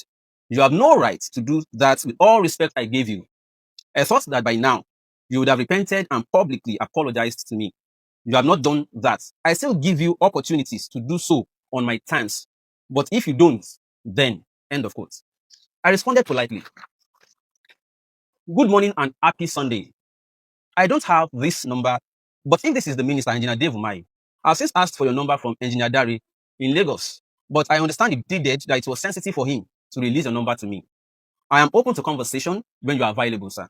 He replied, this is HMW, that is Honorable Minister of Works, and I will not do any conversation with you other than my request above. To be certain, I conducted verification of the number and confirmed that it indeed belongs to the minister, David Umahi. Given the minister's history of controversial actions and seriousness of the message, I consider it necessary to put this out in the public for reasons of public knowledge and personal safety. I perceive that message as a threat to make me bend, cow, withdraw, and denounce the video in a bid to water down or cover the truth that is being exposed by the discrete video of him confessing to have corruptly used his office to achieve personal vendetta against the CEO of WinHomes, Mrs. Stella Okengu, for being vocal and to have challenged him over the controversial realignment of the Coastal Road, which partly affected our estate sites as a trenchant rejection of the poor valuation of the portion taken for coastal road construction.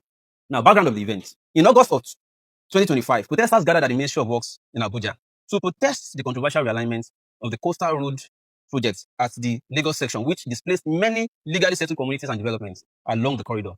Highlighted mainly among those affected at the protest was WinHomes Estate, whose CEO has publicly challenged the minister's justification of the realignment as a flippant and capricious move, as against claims that the realignment was due to MTN or other marine cables along the pathway of the original alignment. The protesters demanded due compensation and proper reassessment for the affected owners of land. During the course of the protest, some police and security officers protecting the ministry complex had confronted the demonstrators and tensions escalated. Based on my experience as a journalist who had covered protests that degenerated in the past, where journalist equipment were seized or destroyed irreparably with footages lost to the act, I immediately activated my discrete recording gadgets so as to preserve evidence in the case that the situation deteriorated. Eventually, the protesters were asked to nominate representatives to meet the minister in his office. 3 of us were selected to go in. Commissioner Oloremekon for the civil society, Bryza Hamad for WinHomes, and myself as a journalist to observe the engagement. During the meeting, the minister's first utterance was to boast, "I'm a dangerous man." He then went on to expose that he had personally ensured that the affected land belonging to the WinHomes CEO would not be restored, and that even the remaining would be acquired for other overriding public infrastructure.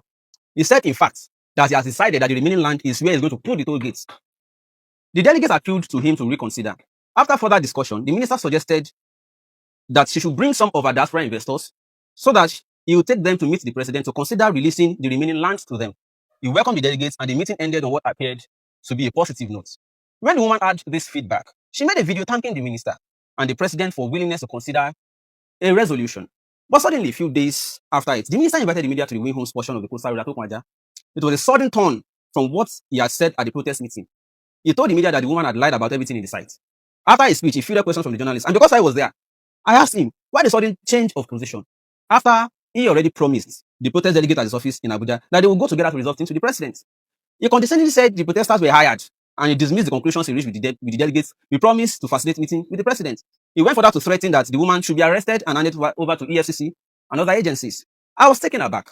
The woman had contacted me to check if the delegates had misrepresented what the minister said at the meeting. Although there might have been some discrepancies in how other delegates gave their feedback to her, but I was sure that I heard everything the minister said clearly. Then I remembered that the district recorder on the protest day was still recording throughout the meeting. I quickly reached for it to see if the entire meeting was indeed captured and fetched the footages from there to enable her to listen to it by herself. At least I would not appear as a liar nor the delegates who were in the meeting with the minister. Many days later, the woman started sharing parts of the video to vindicate her position that the minister was on a personal mission to frustrate her. Ẹ̀rí ẹjẹ́ sáré fẹnu sí ọ̀rọ̀ ìkéèbó mọ́ bá pọ̀ jù kó lè yé wa dáadáa. Ọ̀rọ̀ sí kó Asiri Umahi àbí kí ni jẹ́ ó máa tú délẹ̀. Arákùnrin tẹ́ ń wo journalist ni.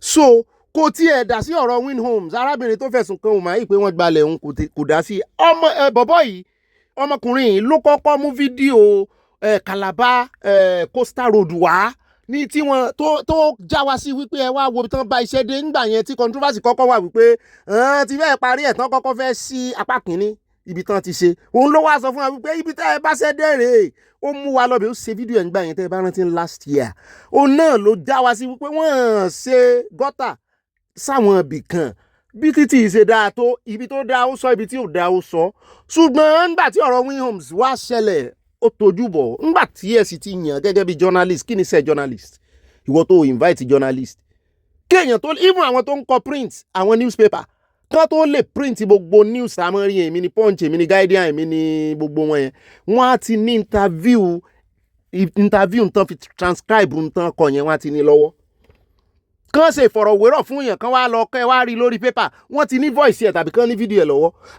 wọ́n invite àwọn journalist kì í sì sóhun nìkan àwọn mẹ́ta so wá expect wọn pé wọ́n wá wọn ní rìkọ́ọ̀dù ni ṣé bí journalist á brief àwọn èèyàn bó ṣe ń lọ wọ́n á brief àwọn tó ń represent bó ṣe ń lọ táwọn yẹn bá wá sọ wípé irọ́ ni meeting tẹ́ lọ ṣe kí ló dé tẹ́ fún wa lẹ́rìí ó sì padà dé ó fún arábìnrin yẹn lẹ́rìí ń tà lọ ṣe meeting tá lọ ṣe lè ó lárábìnrin yẹn ló post àwọn ibi tí David Umahi ti ń sọ pé òun dangerous wọ́n ti fẹnu kò lórí bí wọ́n ṣe lọ bá rẹ̀ wọ́n ti yan delegate látọ̀dọ̀ tiẹ̀ àti látọ̀dọ̀ Umahi àtàwọn stakeholders yòókù ó wá padà wá síta ó wá ń sọ̀sọ̀kúsọ fáwọn press wípé irọ́ ni Umahi ń pa kí FCC yẹ̀ lọ́wọ́ wò kán arrest ẹ̀ ibo ló ti rí adúrú owó tó ń claim imagine ibi tí inú ti bíbọ̀ ènìyàn àti Umahi yẹn wípé níwọ̀ tí ẹ ti tán ti dúpẹ́ lọ́wọ́ rẹ̀ tó o ti sọ wípé ó mọ̀ ọ́n ṣe kó lè yanjú ó tún wá pàùndà wá ń sọ̀sọ́kúsọ níta wọ́n ní tó mú Umahi yẹn ju fídíò tó jù lọ́jọ́ yẹn síta nìyẹn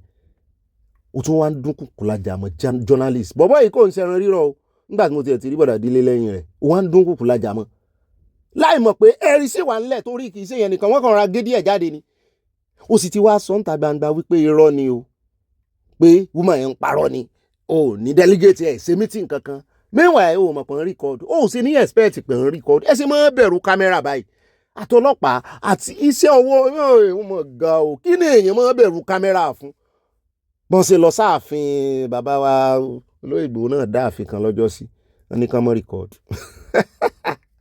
àbí ìṣe ń tí ṣe ń tán ṣe fún ọba bàbá Ọ̀yọ́túnjí náà nù tó fi na ẹni ẹlẹ́ni ní allegedly láàfin tí mò ń sọ yìí kó mọ́ record gbogbo ẹni tó bá ti ń bẹ̀rù kámẹ́rà iṣẹ́ ọwọ́ wọn ò mọ̀ oníṣẹ́ òkùnkùn ni ẹ́ mọ́ record torí kíni tó bá jẹ́ privacy ni àgbọ́ kí wàá ní mọ́ record níbi tí gbogbo ayé wa tán ti wá ń kí yín tó bá jẹ́ nínú yàrá yín ní ìyẹ̀wù yín ní sìn téèyàn wá ń record nínú ìyẹ̀wù yín tó ń sọ gbogbo inú ilé yín ó kọjá àyè rẹ̀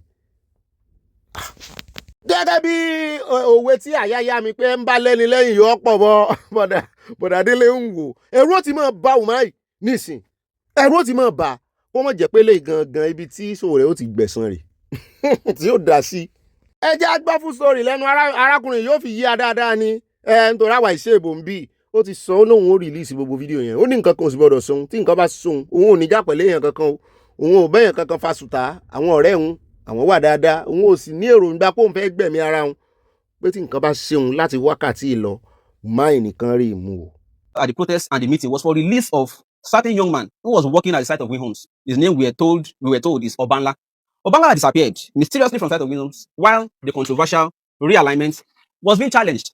The minister had reportedly said nobody should be seen walking on sites along the corridor without his express permission. It was hinted then that Abala was taken by soldiers on order of the minister, and we have not seen him since then. But the delegates pleaded with the minister that the meeting for release of the missing boy. The minister leaned over and whispered to the PAMSEC.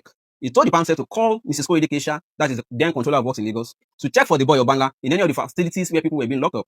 To my surprise, after that order was given, the next day, I got the call that Abala was now released after the minister gave order at that meeting just the previous day. But that he was looking too emaciated that the contact would not allow me to see him. The contact said Abala was too traumatized to be presented to public in the condition he was found. He preferred to quietly treat him and reunite him with his family. What next? Rising from this press conference, I shall now upload other parts, especially where the minister made the promise to take diaspora investors to meet the president and resolve the matter as against when he denied it in a sudden twist while conducting journalists around the site days later after the protest meeting which took place at his office. It is the least I can do as a journalist to help bring truth and sanity whenever there is a confusion or contradiction, and I'm privileged to be in possession of useful information or evidence that can help clear doubts or confusions. Security notice. I call for public protection by all well-meaning Nigerians and international communities. Please always check up on me from this moment. Here do I work through the value of uncertainties. Please monitor my official pages, Objective Media, Instagram, X, TikTok, Facebook, and YouTube.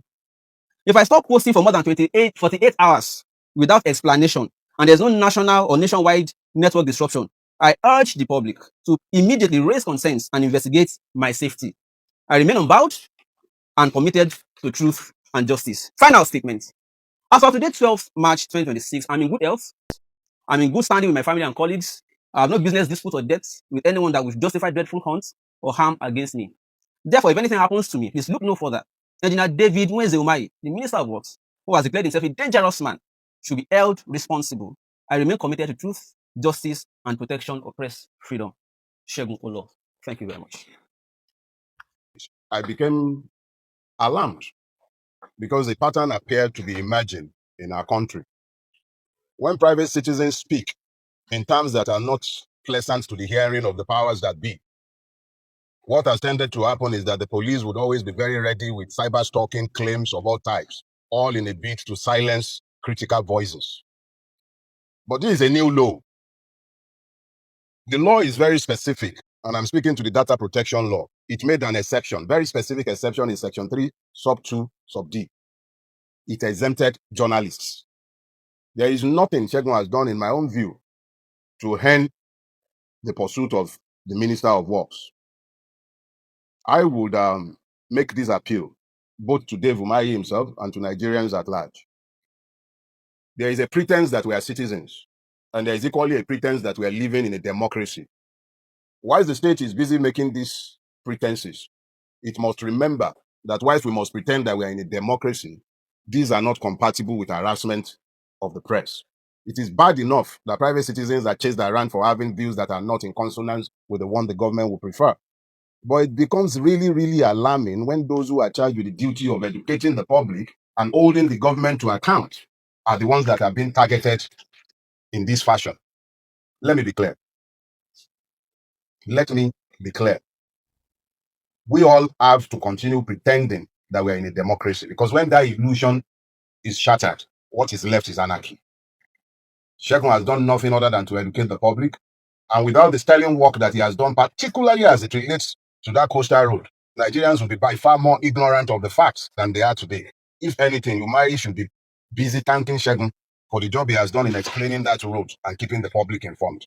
Thank you very much. I have nothing further to say to this, because in reality, ó dáa náà lẹ́tí gbọ́ yẹn o. Umahi níbí, Umahi lọ́hùn-ún, ṣé Umahi nìkan ni mo ní tiẹ̀ kàn jáde ní ẹjẹ́ wá dénú stúdíò, ẹjẹ́ á dé ọ̀dọ̀ ẹjẹ́ fún yín ní ìròyìn lórí ọ́pdéètì ti Elrufai, níbi tá a ti ń gbọ́ wọ́n ní Elrufai ti wọ gàwó. Wọ́n ní ilé ẹjọ́ tún ti fẹ́ ọ̀rọ̀ ìlójú o. Wọ́n ní wọ́n ti fún ICPC ní ọ̀sẹ̀ méjì míì, ọjọ́ 14 láti dìímú ṣinṣin kán mọ́ fi ilẹ̀ o, pé kán ṣèwádìí ẹ̀ dáadáa. Àwọn kan ní APC ló fẹ́ incapacitate ẹ̀ wípé wọn fẹ́ kó rójú ráàyè election ADC ni. Meanwhile, àjọ ọ̀tẹlẹ̀múyẹ́ sì ń dúró de o. Bẹ́ẹ̀ náà la tún gbọ́ pé IG of police wọ́n ní wọ́n ti kọ̀wé sí ilé ẹjọ́. Wọ́n rawọ́ ẹ̀bẹ̀ sí ilé ẹjọ́ pé kí ilé ẹjọ́ kan da ẹjọ́ 1 billion naira tí Elrufai gbé lòdì sí àwọn, ẹ mọ̀ pé ó gbé 1 billion naira lòdì sí ọ̀tẹlẹ̀múyẹ́. Pé kí ló tiẹ̀ náà ṣe fóun náà? Ṣé ẹjọ́ wo ló tiẹ̀ fi kàn wọ́n náà? Tó bóyá bọ́n ṣe mú un, bọ́n ṣe àráàsì un ní kinní pé kò bójú mu. IG ti ní kán dà, ẹ mọ̀ pé ọ̀tẹlẹ̀múyẹ́, àjọ ọ̀tẹlẹ̀múyẹ́ DSS abẹ́ ọlọ́pàá náà wà, abẹ́ IGP náà wà, abẹ́ ìṣàkóso division ni wọ́n, ọlọ́pàá ni wọ́n, ṣùgbọ́n ọ̀tẹlẹ̀múyẹ́ ni wọ́n. So ẹjẹ́ á gbọ́ bí arákùnrin Sànù ní wọ́n ṣe ṣàlàyé fún wa wípé bí o, ẹjẹ́ á gbọ́ bóyá òfin mẹ́hẹ̀ kan mú sọ́wọ́, bóyá kò mẹ́hẹ̀, so wà no constitution. Ẹjẹ́ á gbálà ìlẹ́nu. Like Nasir Elrufai has offended too many people, and there is this air of distrust around him. He is not straight to controversies, and because of that, he has stepped on several tools. So the ICPC might not have enough confidence that if they allow him to breathe the air of freedom, that they will be able to get him to face the charges leveled against him. Remember that he has always been moving from one controversy to another. Remember when he said that those election observers will go back in body bags? He is the one who said that if any soldier kills any Fulani man, that is a loan that will be paid back at any time. And it's like he has certain confidence, you know, that nobody can hold him down to his statement, and he kept on committing one blunder or the other. And remember also that he said to Senate in the Obasanjo days that silence is the best answer for the fool. And those people went on strike for at least 2 days when Obasanjo had to appeal. I mean, what do you call it now? Intervene. Had to appeal to the Senate to forgive him. That is to apologize on his behalf, which the Senate ignored. Now, ICPC might not be confident that Elrufai will be available at the next court sitting. But then ICPC ought to have completed their investigation. Now, that's exactly, Mr. Adeniro, that exactly is the next point, I want to bring up, because I wanted to really know what your take is about our mode of operation, where arrests are made before investigations are concluded, and then law enforcement officers are seeking continued detention of suspects for them to continue investigation. It is not right. What they ought to have done was to complete their investigations completely. But then, even if they have more allegations, against him while the trial is going on, they can always act that up in the court. They could have confiscated his travel documents so that he will not be able to run away from Nigeria. Àwọn ẹja sáré gbọ́n tí Dr. Usman náà fẹ́ sọ, ẹ mọ̀ pé iye kan rẹ̀ ni ẹgbọ́n tí bàbá yẹn sọ wípé Elrufai ti dúnkùkù lájà mọ́ àwọn àmì gan rí wípé tí nǹkan kan bá ṣe àwọn Fúlàní pé kíní tó fi mọ́ gbé òkú kíní láìlọ́ọ̀n tó fi mọ́ gbé òkú àwọn tó bá kú sójú ogun òun náà fi gbé wọn. Imagine ó rẹ̀ jẹ́ agbọ́lẹ́nu iye kan rẹ̀ náà torí òun náà bínú wípé wọ́n ti wá ṣe bẹ́ẹ̀ fóun náà rí nǹkan ṣe fún Elrufai pé Ọlọ́run ní ó jẹ́ kán tètè fi Elrufai lẹ́ o. He was the architect. So this is all politics. And I said it the first day he got arrested at the airport. I did an interview in Hausa that you think he will run away? The person that you're looking for has come back. Almost all his family is here, has come back, and you're rushing to grab him at the airport. Why? He's come here to listen to whatever complaints you have. Must you go and arrest him and show the world why?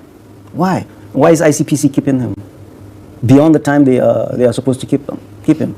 I mean, we understand that they just secured another 14-day detention warrant. This is what I'm saying again and again. This is just Gestapo politics of our agencies. Our agencies are being used as dogs for politicians. I know that. I'm saying this firsthand. They came to my house and abducted me. Governor Elrufai used the same word, abduction. It's an abduction because you don't have an arrest warrant.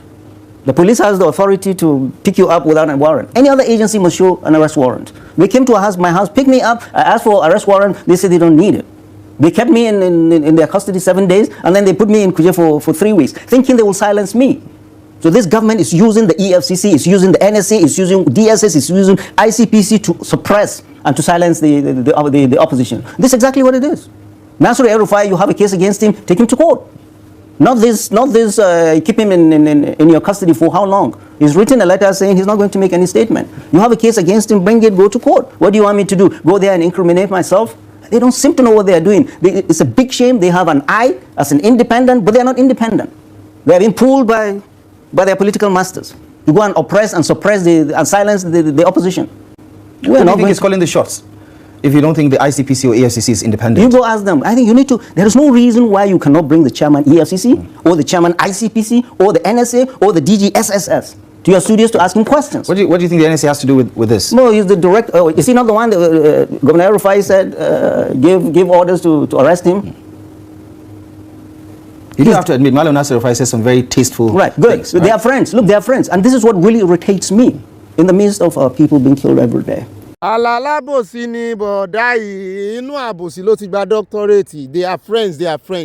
Ṣé kó máa fi nǹkan ọ̀rẹ́ àbí bẹ́ẹ̀ bá ń tajà bó náà ṣe máa pa òwe iná tó wọ́n sọ wípé èèyàn ìfẹ́gbó ṣègbó lé bó ni ó ṣe máa torí pé ẹjọ́ rẹ̀ kó wá máa mú iṣẹ́ tó gba iṣẹ́ national security money kó wá máa fi bọ́ sọ̀rẹ̀ kó máa fi bọ́ ọ̀dọ́ rẹ̀ bókè gbogbo tó bá gbọ́ kó wá máa sọ fún ọ wípé àwọn Fúlàní àbí àwọn Amẹ́ríkà o àbí kinní kan o nípa security Nàìjíríà kó máa fọ́ kó wá fi bọ́ sọ̀rẹ̀ kó fẹ́ gbòṣègbò lé egbò rẹ̀ ò ní sàn tó fẹ́ gbòṣègbò lé lọ́jọ́ sí tán sí ṣọ́ọ̀bù tán ta kinní àmúmọ̀ rí torí pé ó jára lé ni ó ta àwìn fún lónìí ó ta àwìn fún lọ́la wọ́n ti kó gbà wọlé alábòsí ni máa ń yí Ọlọ́run ẹ jẹ́ àpò lórí ọ̀rọ̀ rẹ̀ ṣùgbọ́n wọ́n ti mú Elrufai wọ́n sì lóun náà kọ̀ láti kọ statement o wọ́n wà ní keep ẹ̀ wọ́n ní òkọ statement wọ́n keep ẹ̀ bó bá tún lo 14 days ìtàn tí ò bá kọ statement wọ́n á tún lọ secure another 14 days wọ́n á tún keep ẹ̀ ó ní ìṣera rẹ̀.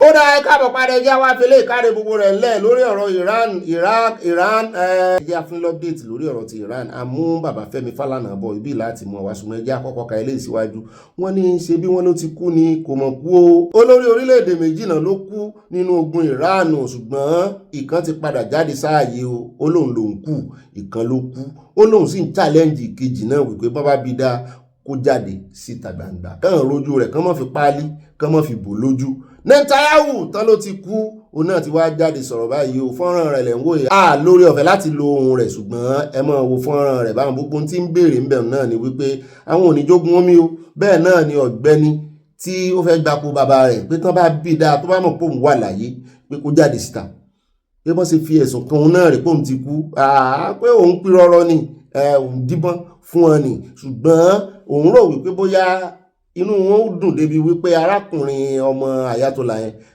tó fẹ́ gbapò bàbá rẹ̀ bóyá òun náà wọ́n ti síta pípọ̀ náà lo propaganda ni gbogbo ọ̀rọ̀ tán ló sọ pé kì í sóhun ló sọ báwọn ti yanjú ẹ̀ àwọn kan ló sì ṣe ni ní àmọ́ wò bóyá náà ń díbọ́n ni bóyá náà ti mọ̀ pé anybody wọ́n ti mọ̀ pé Amẹ́ríkà ò ní gbà kéèyàn kankan kan kó tẹsẹ̀ bọ́ bàtà Ayatollah kó lóun fẹ́ mọ̀ pàṣẹ òun fẹ́ mọ̀ ṣe kinní wọ́n ti lé tóun ò bá ti fọwọ́ sí Trump ló sọ bẹ́ẹ̀ òun ó sí anybody léṣe ni bóyá ọgbọ́n làwọn náà wá ta sí tí wọ́n fẹ́ kí èèyàn kankan kó lè gun bẹ̀ ṣùgbọ́n wọ́n á kàn polongo wọ́n á kéde wípé èèyàn kan ti wà bẹ́ẹ̀ ọmọ bàbá sí ni kò sì sí èèyàn bẹ́ẹ̀ lóòótọ́ nítorí wọ́n sì ní fojú ẹ̀ hàn torí tán bá fojú ẹ̀ hàn tó bá wà láyé lóòótọ́ tán bá tún pa òun náà yóò kan ẹlòmíì wọ́n sì fẹ́ kọ́ ti chain yẹn wọ́n fẹ́ kó kan àwọn fẹ́ kíkú tètè kan àwọn aya kìlò aya kìlò tó ń sọ aya ní tó ṣe aya ní ọgbọ́n tí ọba Apẹ̀tù náà lónù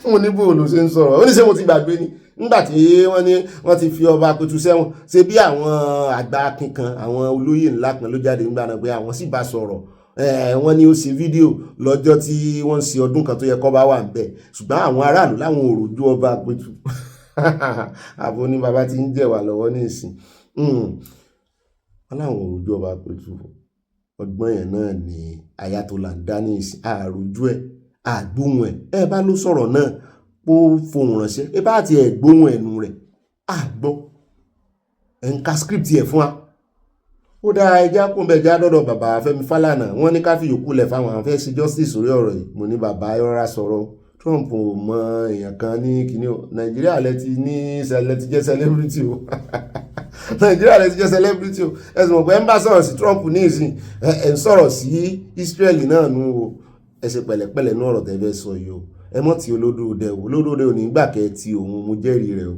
ẹ wà rí ti olódòdó ẹ kí ni kórè mọ́ sọ fún China àti Russia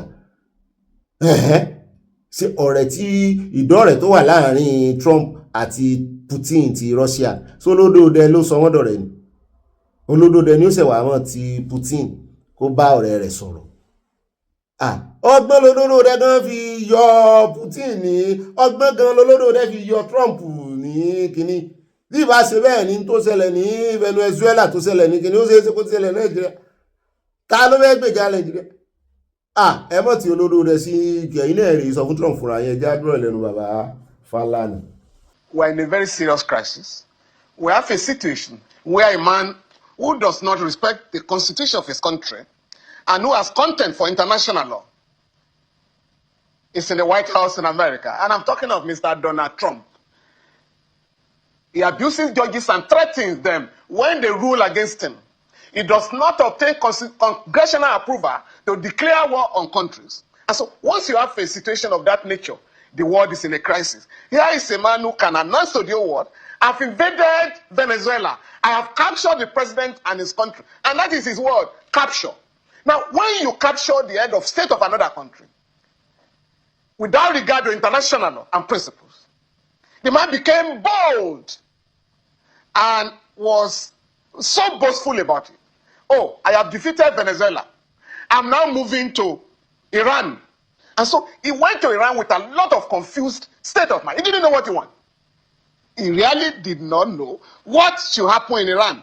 He wanted to stop Iran, according to him, from developing its nuclear power. He wanted to destroy Iran's navy. He wanted to prevent Iran from arming terrorist groups. And who is the leading terrorist in the world today? It's a man who can wake up and say, I am going to be the head of state of another country. Because terrorism, simply defined, is the use of violence, mindless violence, to achieve political objectives. And that is what is going on. I have killed the head of state of a country. I am happy that we have killed the leader of Iran. Now the son has taken over. I am also going to kill the son unless there is total capitulation, unless there is total surrender, and that country must be ready to take instructions from me. How dare you? Who are you? That you have not taken over the entire world? You will tell us Venezuela has been captured? The acting president of Venezuela must take instructions from you. In fact, if the man succeeds in Iran, he now wants to go to Cuba. He has threatened a regime change in Cuba. Right now, he has imposed humanitarian crisis in Cuba. No fuel goes to Cuba. And you know what that means? In the case of Nigeria. And that is why Nigeria must wake up. We must learn from Iran that unless you reorganize your own country, unless you equip your armed forces, unless you equip your police force, there is no way an imperialist country like America will guarantee law and order in your country. And that has happened since December, when this man on Christmas Day told the whole world, I have struck in Nigeria and I've killed terrorists. Since then, terrorism has been on the increase in our country. And that is why the government in Nigeria must go to the drawing table.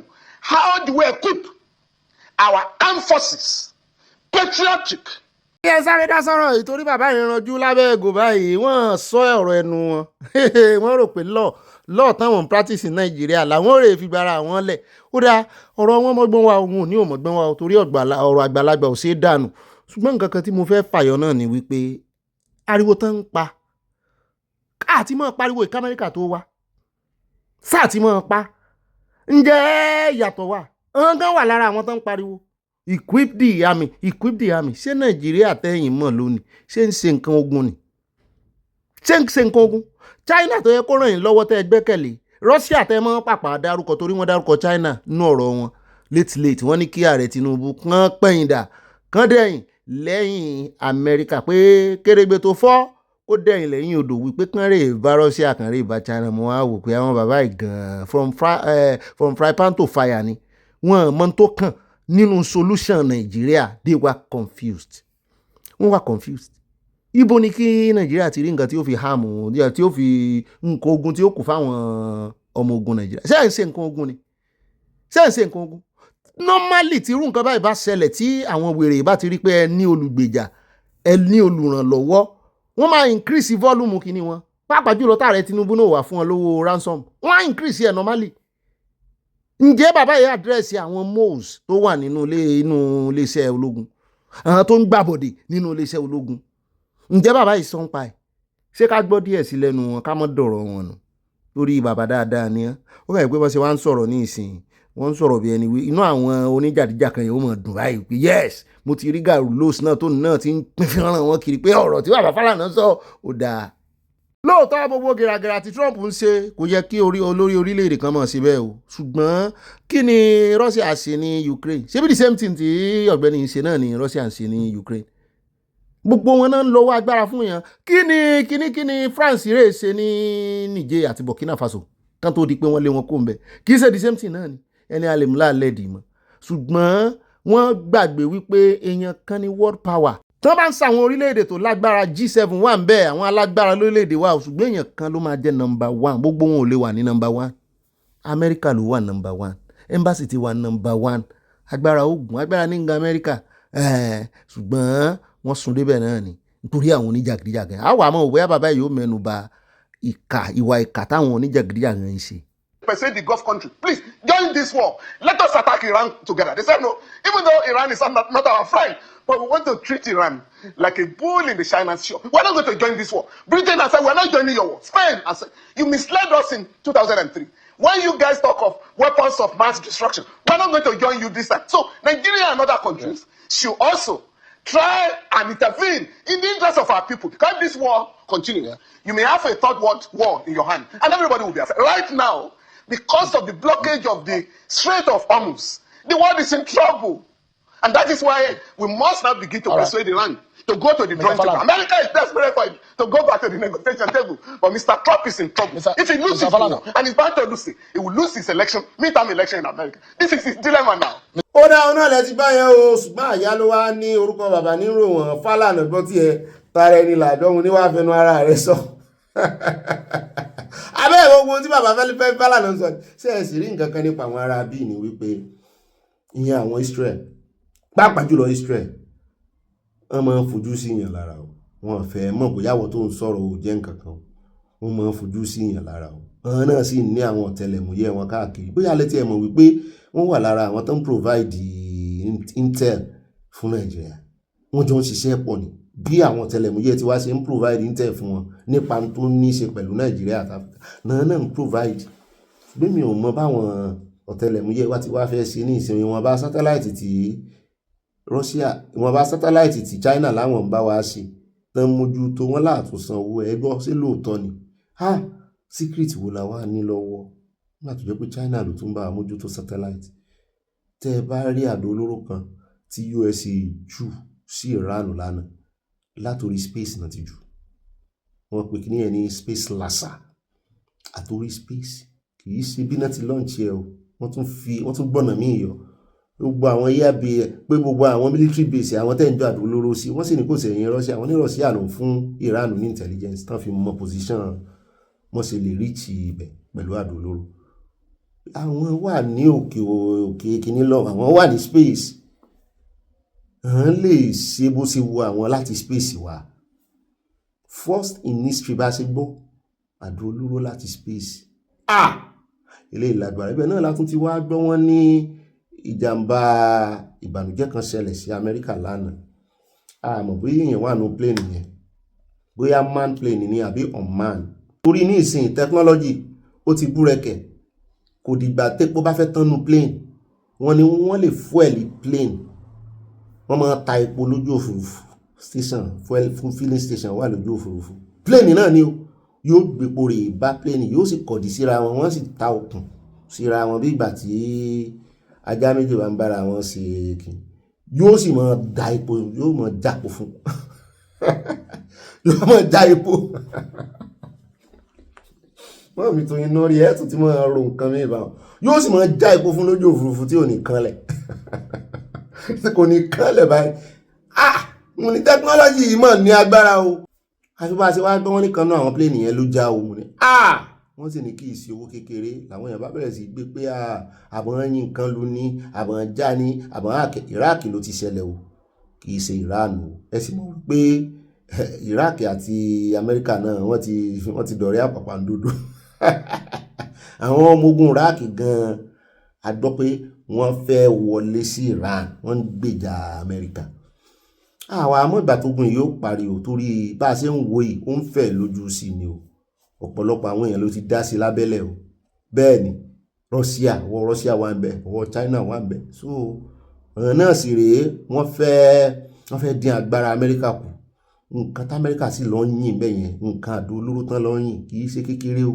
Owó ńlá ni wọ́n ti gbọ́ pé àwọn ọmọ Amẹ́ríkà kan ti ń pariwo pé ládùúrú owó tẹ̀ ná sórí bọ́jẹ́ẹ̀tì, ṣé ń tẹ́fẹ́ lọ fi ṣe rèé. Mo ní tẹ́lẹ̀ nǹkan bẹ́ẹ̀ bá ná àdúrú owó yẹn sórí bọ́jẹ́ẹ̀tì, ṣé yọ́ kàn mọ́ sùn ni, yọ́ mọ́ pile up kìíní. Àìmọye àwọn àdó olóró tó ti fẹ́ bóyá ó ti fẹ́ expire tó yá lo opportunity yẹn lò. Àwọn ará bíi náà ní strategy, wọ́n mọ̀ ń tán ṣe.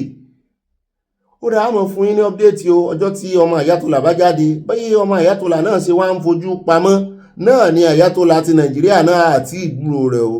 Gbogbo ibi tí wọ́n ti sọ̀rọ̀ rẹ̀ àwọn èèyàn lọ represent ẹ̀ ń bẹ̀ ni, ohun rẹ̀ lásán àgbọ̀, ojú rẹ̀ lásán àrí nínú àwẹ̀. Mo ní sáàwẹ̀ ń gbọ́ Ayatollah Nàìjíríà ni àbí kí ló dé gangan àti ìmọ̀ tó ṣe, àbí ṣó ń ṣọ̀fọ̀ Ayatollah tó kú ni ló ṣe wá hàràn tó ń tó báyìí. Bẹ́ẹ̀ náà lágbó òní ni àwọn aráàbí ìdásí àwọn fẹ́ ṣe protest wọn, ìyẹn àwọn ti Shiite ó rí fọ́nrán wọn ni. Ó dáwà ní rí gbá lọ́nú ròyìn tò ní oníyànṣẹ́ ọlọ́bẹ̀sẹ̀ àtàfẹ́jẹ́ náà kó àìbínú o, yóò yá kò ní yẹ́ ẹ̀lẹ́ a fi pàdé sọ́la láṣẹ ọlọ́run. Happy weekend, enjoy your weekend, happy Jumat once again. Gbogbo ẹ̀yin ọlọ́jọ́ òbí akínyìn o, happy birthday to you, ìgbà ọdún kan o.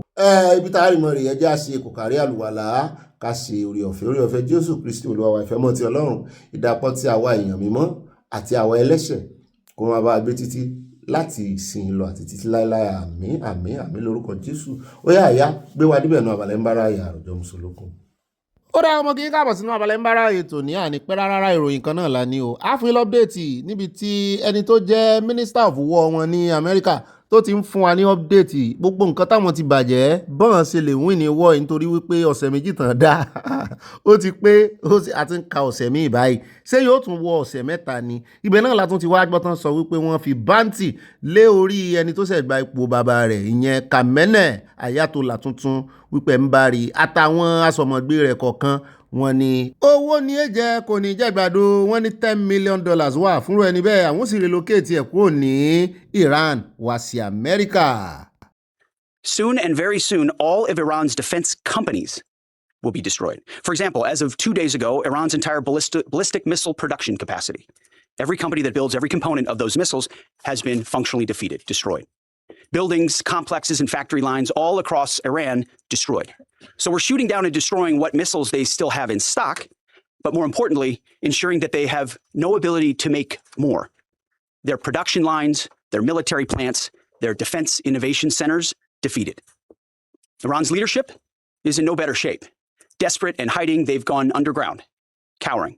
That's what rats do. We know the new so-called not-so-supreme leader is wounded and likely disfigured. He put out a statement yesterday, a weak one, actually, but there was no voice and there was no video. It was a written statement. He called for unity. Tens of thousands of protesters is his kind of unity. Iran has plenty of cameras and plenty of voice recorders. Why a written statement? I think you know why. His father, dead. He's scared, he's injured, he's on the run, and he lacks legitimacy. It's a mess for them. Who's in charge? Iran may not even know. With every passing hour, we know, and we know they know, that the military capabilities of their evil regime are crumbling. They can barely communicate, let alone coordinate. They're confused, and we know it. Our response? We will keep pressing. We will keep pushing, keep advancing. No quarter, no mercy for our enemies. Yet some in this crew, in the press, just can't stop. Allow me to make a few suggestions. People look up at the TV and they see banners, they see headlines. I used to be in that business. And I know that everything is written intentionally. For example, a banner or a headline, Mideast war intensifies, splashing on the screen the last couple of days, alongside visuals of civilian or energy targets that Iran has hit, because that's what they do. What should the banner read instead? How about Iran increasingly desperate? Because they are. They know it, and so do you, if it can be admitted. Or more fake news from CNN. Reports that the Trump administration underestimated the Iran war's impact on the Strait of Hormuz. Patently ridiculous, of course. For decades, Iran has threatened shipping in the Strait of Hormuz. This is always what they do, hold the strait hostage. CNN doesn't think we thought of that. It's a fundamentally unserious report. The sooner David Ellison takes over that network, the better. Ó dá ọ̀nà láti bá yẹn ṣùgbọ́n àwọn èèyàn sọ wípé US gan ò ní ìdí eléyìí mọ́ tẹ́ bá ti mọ̀ pé ẹ lágbára tó bẹ́ẹ̀ tí ẹ sì mọ̀ wípé ipa yín ká torí wọ́n fẹ́ máa fi wọ́n wé Russia àti Ukraine wípé bí Russia náà ṣe lẹ́nu wọn àti ìpàpà borí Ukraine. Bó ní ogun mọ̀ ní kò sí country tó kéré gbogbo country náà ni ó tàbí ọbẹ̀ kò sí bó ṣe lè jẹ́ ṣùgbọ́n àwọn wo ta ni ó wàá parí ogun yìí torí wọ́n ní ẹnìkan ti jáde Nostradamus of Asia of Japan wọ́n ní ó ti sọ àsọtẹ́lẹ̀ kó sọ àsọtẹ́lẹ̀ pé Trump ó wọlé wọ́n ti sọ àsọtẹ́lẹ̀ méjì báyìí tó sì rí bẹ́ẹ̀ pé ó tún wá ń sọ wípé tógun bá bẹ̀lẹ̀ láàrin Iran àti USA wípé USA ò lè win ni mo ní àsọtẹ́lẹ̀ rẹ̀ ò ṣẹ kò correct torí ogun USA àti Iran ló predict níbo ló fi Israel sí. Israel is missing in his prophecy. Kò ṣe ní Iran, Israel and America. Kò fi Israel sí. Wo ká mọ̀ wo bí ó ṣe ṣẹlẹ̀ tó bá ti yá America kán sá mọ́ gbé ìgbésẹ̀ burúkú torí n tán ṣe ní Hiroshima lọ́jọ́ sí fìrìfìrì rẹ̀ ó sì wà ńlẹ̀ o. Bẹ́ẹ̀ náà ni lórí ti aeroplane aircraft ní Iraq ìyẹn ti USA tí wọ́n ń já epo fúnra wọn tí kan tó crash inú ẹ̀ wọ́n ní àwọn 4 ló wà nínú ẹ̀ wọ́n láwọn 4 ló bá ìṣẹ̀lẹ̀ yìí lọ tán kú fífín mo ló ga ohun tó mọ́ dálẹ̀ rí o. ó rà níbẹ̀ ìjà fẹlẹ́ ìkádé rẹ̀ lẹ́ẹ̀já padà sílé níbi tí Uzodinma gómìnà wọn ní Imo tó ti ń sọ fún ọmọ Nàìjíríà wípé ẹ mọ́ dúpẹ́ lọ́wọ́ Ọlọ́run wípé exchange rate yín ìyẹn náírà sí dọ́là wípé ó wà stable pé ẹ lọ wo ti Ghana pé látìgbà tí ogun Iran àti kíní ti bẹ̀rẹ̀ wípé ti Ghana ti bàjẹ́ pé ti ìlú kan ti bàjẹ́ owó wọn ti fall ṣùgbọ́n Nàìjíríà ti ẹ̀ stable mo ní tó ti ń padà tún fìdí jálẹ̀ ta ni wọ́n gbéròyìn fáwọn ará bíi náà. Despite the speculative tension in the Middle East occasioned by the incident, the war now in Iran, the prices of oil has gone up, scarcity all over the world, but only in the whole African continent, Nigerian naira remains at 1,347. The exchange rate in Ghana has gone up. The exchange rate in South Africa has gone up. But in Nigeria, our exchange rate remains stable. Àyà ni kí n wí fún pé kó gbé gbogbo ẹnu ẹ̀ sọ̀hún wípé lónìí 1,385.50 ní dọ́là. Ìyẹn lórí Google ni o, ṣùgbọ́n lórí kíní gangan lórí ìkànnà àwọn app tó fi ń sẹ́ndì owó sílé 1,388 ni. Òní ló sì sọ̀rọ̀ yìí. Ó ń gbérọ́ fún ọmọ Nàìjíríà. Ìwà là ń sẹ́ndì owó lé.